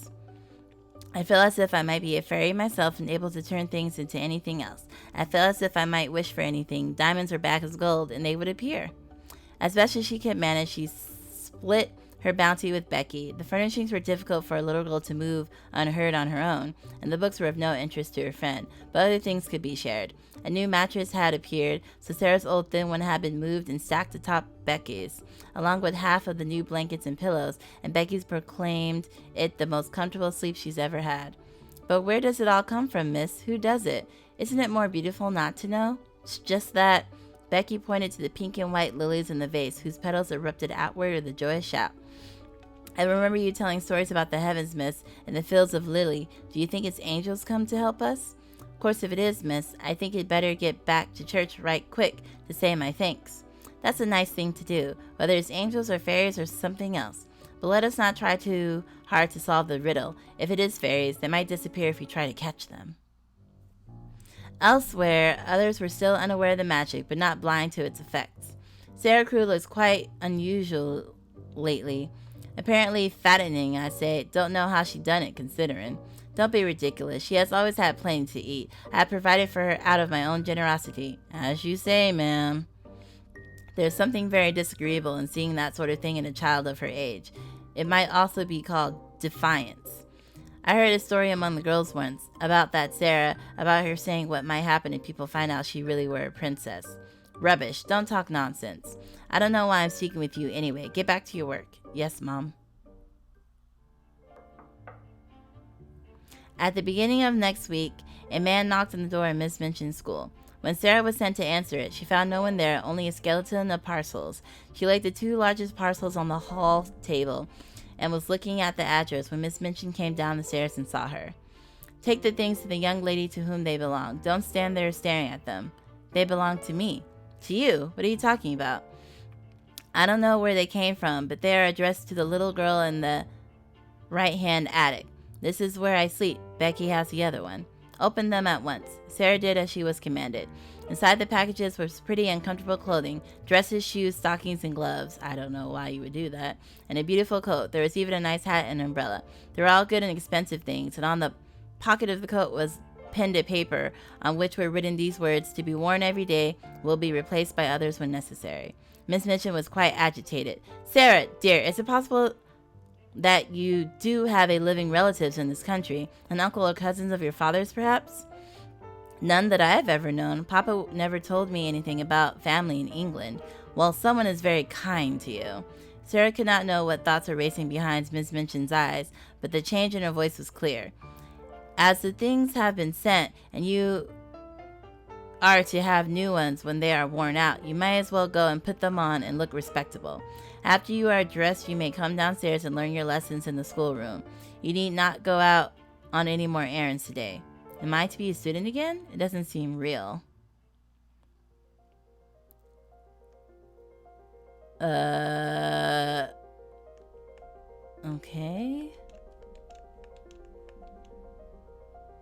I don't know.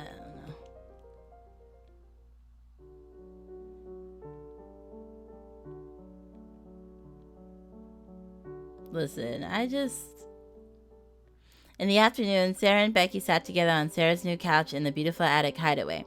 No one else had yet been invited to view the changes, but every student had seen Sara in her fine new clothes, sitting back in her own place of honor in the schoolroom. I'm not sure who I am anymore. Are you making something up in your head, miss? What? When you stare at the coals like that, all dreaming like, it usually means you're making a new story. Not this time. I am wondering what I ought to do. It seems like it can't be fairies now that other people have seen the magic happening. Miss Minchin thinks I might have relatives that I don't know about. Well, if you don't know, you wouldn't know, would you, miss? But if there is a person, a real person, who is doing all this for me, then somehow or another I must find out who that is so that I can thank them. Isn't that so? It seems so, miss, but you don't know where they're at, but they know where you're at, sure enough. Seems if they wanted to go talk to you, they could just go ahead and do it. Maybe it's a riddle that I'm meant to solve. With magic, there's always a challenge. I hope I will think of something soon. For now, if you sit still, I will get one of the new books and read to you. What was that? Something's there, miss. It was a strange little sound, like a soft scratching. It sounds rather like a cat trying to get in. Sara climbed up to peer out at the skylight. Oh, it's Sharon. He has crept out of Lascar's attic again, and he saw our light. Are you going to let him in, miss? Yes, of course. It's too cold out for monkeys. They're delicate. I'll coax them in. She opened the skylight and spoke to the monkey in soft, coaxing tones, the same as she would use on a sparrow or a rat or even Miss Minchin's cat Tybalt. After a moment's hesitation, the creature seemed grateful for the invitation into the warmth. He hopped through the skylight and ran through the room in a great circle, even climbing over Becky's lap. Oh, his tail tickles! After his initial exploration, the monkey curled onto the heap of soft blanket and fell fast asleep. Poor little thing, I wonder how long he was out there for. What shall you do with him?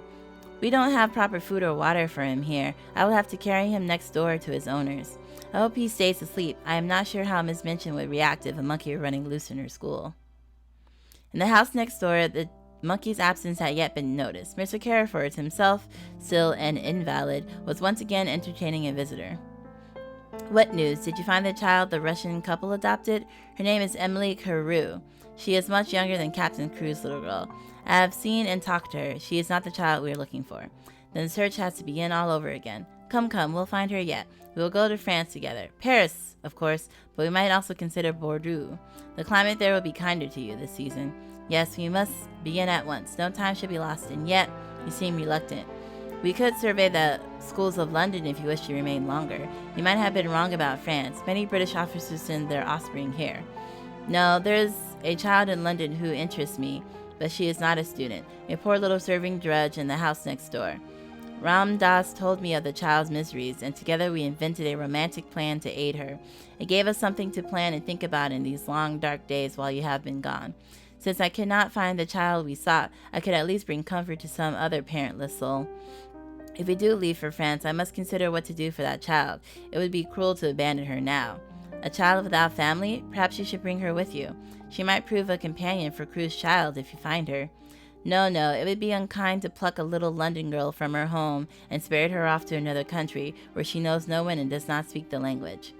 She does not even know me. We have never met. I have played with mysterious benefactor, changing her life from a distance.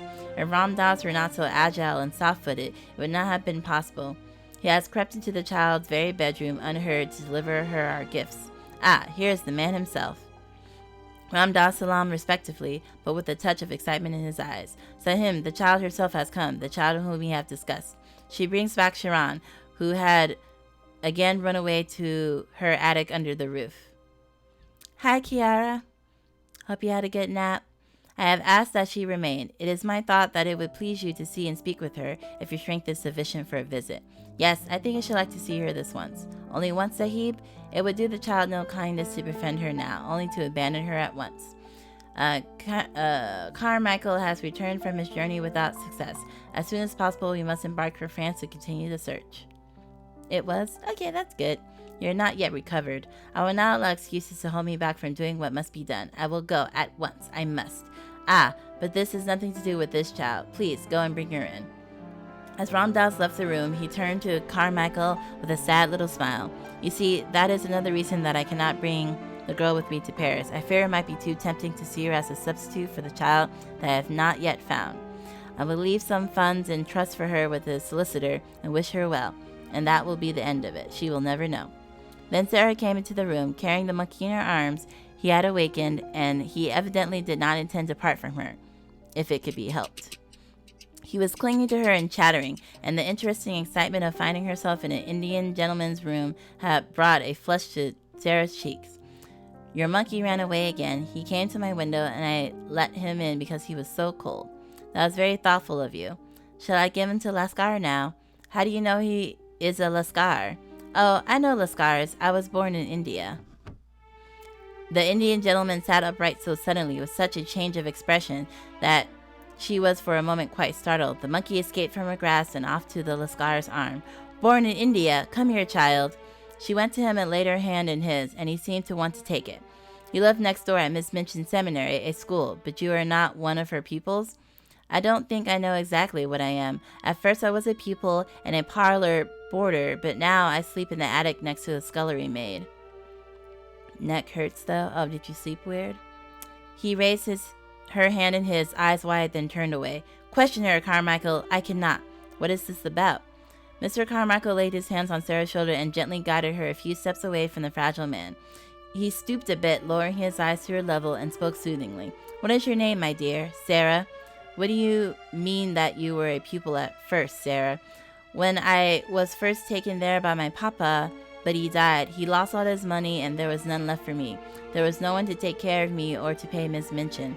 How did your father lose his money? He did not lose it himself. He had a friend he was very fond of. It was his friend who took his money. He loved his friend too much. He trusted him. He should have not.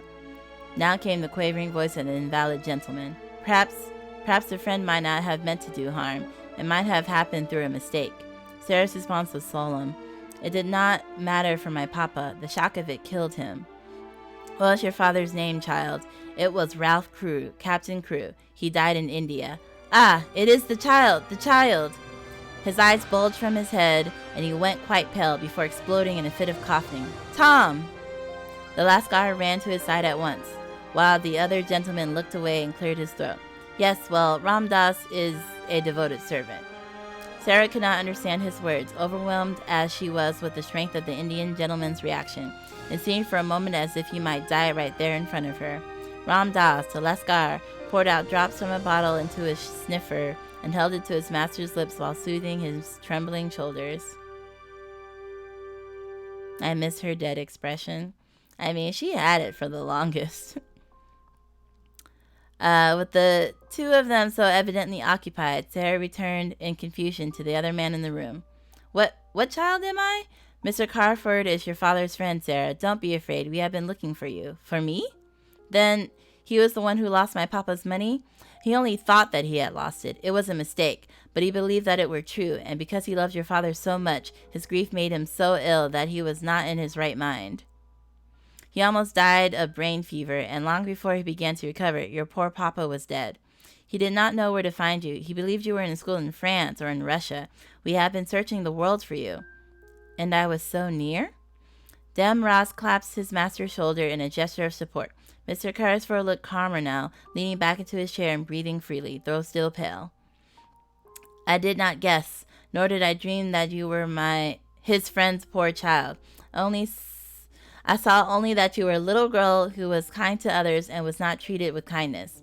Ram told me how he saw you go by on your errands, looking so sad and neglected, and how you slept in a cold and joyless garret. We wish to make you happier. You killed my father, prepare to die. I mean, nah, homie, nah, because he is about to give you all that money. So, nah, man, it's chill. I don't think he's got 6-fingered. I know what that means. Hello, greetings. Let's see. Chint Ruki, welcome. Thank you for chatting for the first time. How are you? We're at the climax of this visual novel. Yes, we're gonna get all the gold back. Exactly. And so I climbed through your window to bring you gifts and try to make you comfortable. Sarah's face lit. She walked up to Ram Dass and Mr. Crawford, her hands clasped to her breasts. You sent the things to me, the beautiful things. It was you who are my friends. And with that, there were so many tears and embraces. You have your father's sweet face, but those eyes must be your mother's. They are mine. People often say that they are strange, so they must not look like my mother's, because she was beautiful. Ram Dass chuckled deeply at her words. Little one, many things can be both strange and beautiful. Oh. Mr. Carmichael stepped in now to turn matters back to the practical. Sarah, now that we have found you, we wish to begin plans for your future. Your father's share of the diamonds will be yours, but for now you may wish to complete your schooling. She is not to return to that seminary. They have abused and mistreated her quite enough. Yeah, like, I wouldn't want to go back to school there either. You not killing our new sugar daddy. Exactly. We're not killing our ticket out. Exactly. Also, he wasn't a crook. Like, he thought he lost the money, but as soon as he realized he didn't lose it, he would have told her father. He just died before he could. So, like, he's not a creep. He did genuinely thought he lost the money. So that he's not a bad guy. I don't see how y'all didn't pick up on that. I know, I was just giving him a hard time. Don't give him a hard time. He is literally saving her right now. What do you mean, what about Becky? Of course she's going to take Becky with her. It's literally the same thing as the movie. And it's your fault for not looking it up yet. Don't give me that. I don't know the movie. Now I want to watch The Princess Bride tonight. Did you ever watch whatever you were supposed to watch the other day when you were like, now I want to watch that? But we must finish. She is not to return to that cemetery. I need not go back. I am glad. Carmichael, go and speak to Miss Minchin. She will be very angry. She does not like me, though perhaps it is my fault, because I do not like her. However, there is someone special that must be told. At this point, there came a knock at the door. It seemed that Carmichael would be spared the trip, for the visitor at the door was none other than Miss Minchin herself. I am very sorry to disturb you, Miss Carrisford, but I have some explanations to make. I am the proprietress of the Select Seminary and Young Ladies Next Door. I have come here as a matter of duty. I have just discovered that you have been intruded upon through the forwardness of one of my pupils, a charity pupil, who intruded without my knowledge. She turned upon Sarah. Go home at once. You shall be severely punished for this. Both Ram Dass and Mr. Carford carefully laid a protective hand on one of Sarah's shoulders. She is not going. Her home for the future will be with us. With you? That is most... Mr. Carson, madame, was an intimate friend of the late Captain Crewe. He was his partner in certain large investments. The fortune which Captain Crewe supposed he had lost had been recovered. Sarah's fortune? Certain events have increased it enormously. The diamond mines have retrieved themselves. There are not many princesses, Miss Minchin, who are richer than your little charity pupil will be. Aghast, she looked back and forth between the members of the room, as if expecting someone to admit to the jest, but no such explanation was forthcoming. No, they're probably going to pay off her father's debt with paperwork, pay exactly what the father owed her, and then be done with it. I binged season 1 this week of The Walking... Yeah, it was The Walking Dead. I forgot. Yeah. The muscles in her neck tightened visibly as she swallowed. I see. That is most fortunate for her. Until now, I have been forced to do everything for her out of my own pocket. But for me, she would have starved in the streets. She might have starved more comfortably there than in your attic. I maintain a school of many pupils. I cannot keep them all in comfort without funds. But now, if she can pay for her schooling as the others do, I'd be very pleased to keep her. If Sara herself wishes to return to you, I dare say Mrs. Queriford might not refuse to allow it, but the rest's with Sara. This requirement to plead for Sara's acceptance clearly did not sit well with the woman, but she would not give up so easily. Dear Sara, I have not spoiled you, perhaps, but you know that your papa was pleased with your progress at my seminary, and I have always been fond of you. Have you, Miss Minchin? I do not know that. We used to take tea together, do you recall? I have always had your best interests at heart. I have even allowed you to continue your education when you were unable to pay. If you return, all can be as it was. Sara's green eye fixed on her with a quiet, determined look. You know why I will not go home with you? You know quite well. She will lie and say she owes more money.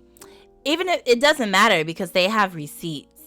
And if she says like, oh, I lost the receipts, then she gets nothing.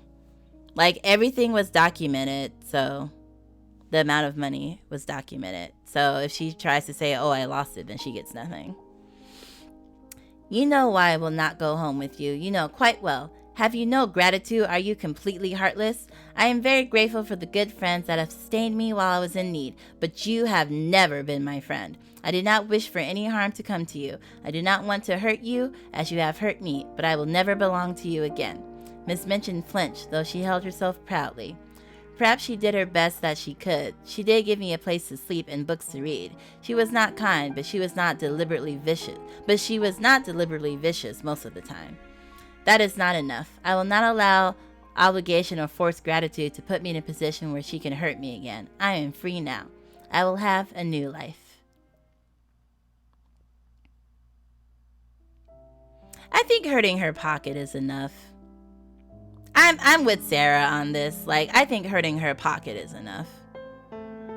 There was a great bustling around the front of Miss Minchin's Select Seminary as all of Sara's belongings were removed and carried out to the house next door. And she's going to get Becky, so I think it's fine. The proprietress herself could not do nothing but stand and fume to have had such a chance and let it slip from her fingers. Exactly, that's all that was needed. The girls were abuzz with whispers and rumors. Those who had been friends, like kind, dependable Ermengarde, came forward to wish Sara good fortune on her travels.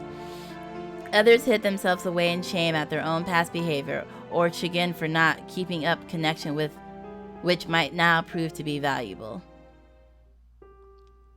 What about Lottie? I thought we were close enough with Lottie.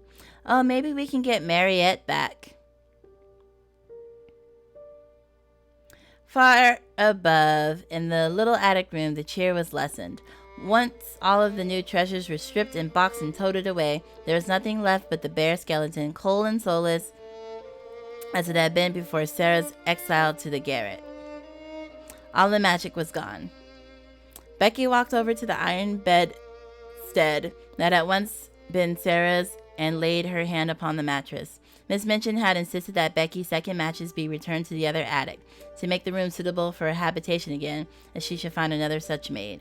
There was no way for Becky to refuse. The mattress belonged to Miss Minchin after all. Everything did. Becky? Oh, miss. As Sara and all her finery walked into the dingy little attic, Becky awkwardly adjusted her kerchief in her hand. Good afternoon, miss. Isn't there anything you wanted to say to me? Well, miss, I'm happy for you. I am. It's the best thing that could have happened. You deserve good things. Maybe now you'll go back to India like you wanted. Maybe you can meet the monkey's family in the jungle where it's warm and full of coconuts. Oh, Becky, you silly precious thing. Sara caught Becky's hand in her own. Isn't there something else you wanted to tell me? Something you wanted to ask me? Don't know what you mean, miss. Didn't we make a promise to each other long ago? I'm not keeping any secrets. Not that. Didn't we promise to always tell each other if we were in trouble, if there was something that we needed? I have a new home now. I'll be leaving this school. Maybe I'll find a new one. Maybe we'll travel. But isn't there something you need? I just need you to be happy, miss. Oh, Becky, can't you ask for anything for yourself? Wouldn't be right, miss. Then I will do it for you.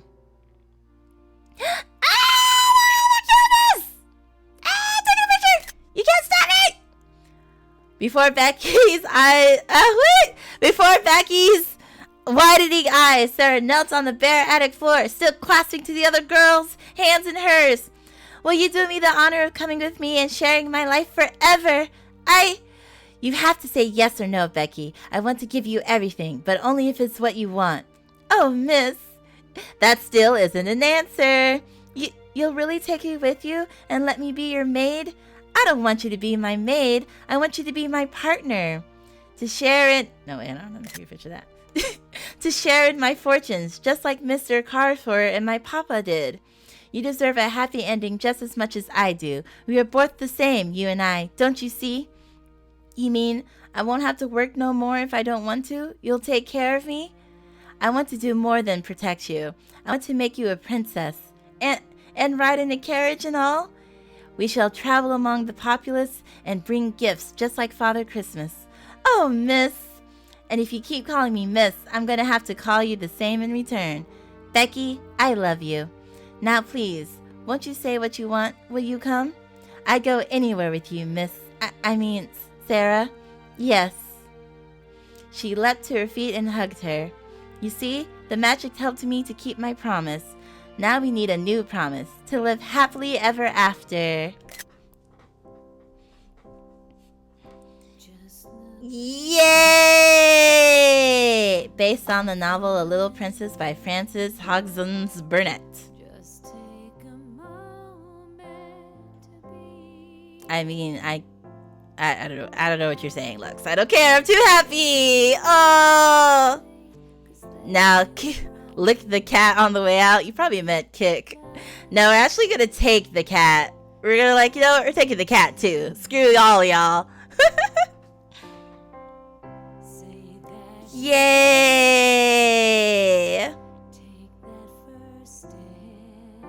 Listen, Lex, we're gonna ignore all your negativity right now. We're just gonna be happy for her. Gonna be happy for Becky. We're just gonna be happy. And yeah, she's wearing the magical outfit. Yeah. Yeah, maybe she'll find Mariette along the way. Nah, I saw your sassy comments. We're not here for any sass when it comes to them. They are perfect. Yay!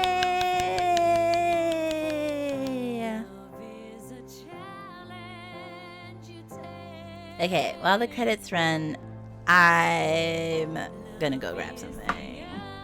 It was just that it has to be a yes or no, right? No! Leave them alone! No criticisms about any of this. We are happy. They are perfect. They will be healthy. And they will live wonderfully. No sassiness. No nothing. It was perfect. Look at that. It was perfect! It was perfect! Perfection. Great. Now I'll be rating you for your sassiness. Make me miss my... A little lily princess. She's princess. She's allowed diamonds. She owns the diamonds. Thank you for playing. Yay! We did it! Oh, that took like 15 hours, but we did it. I'm actually glad that we went with Becky instead of Foot Girl.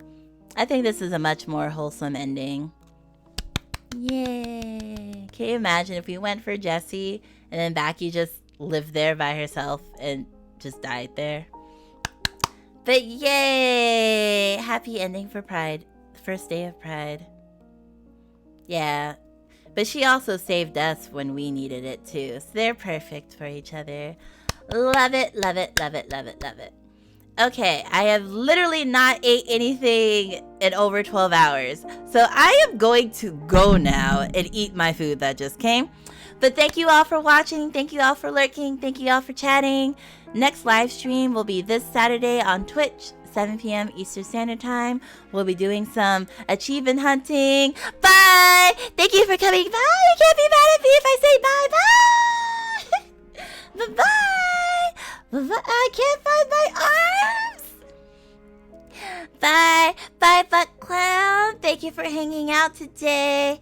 Bye-bye. Bye-bye. Bye-bye. Can't be mad at me if I go eat. Bye!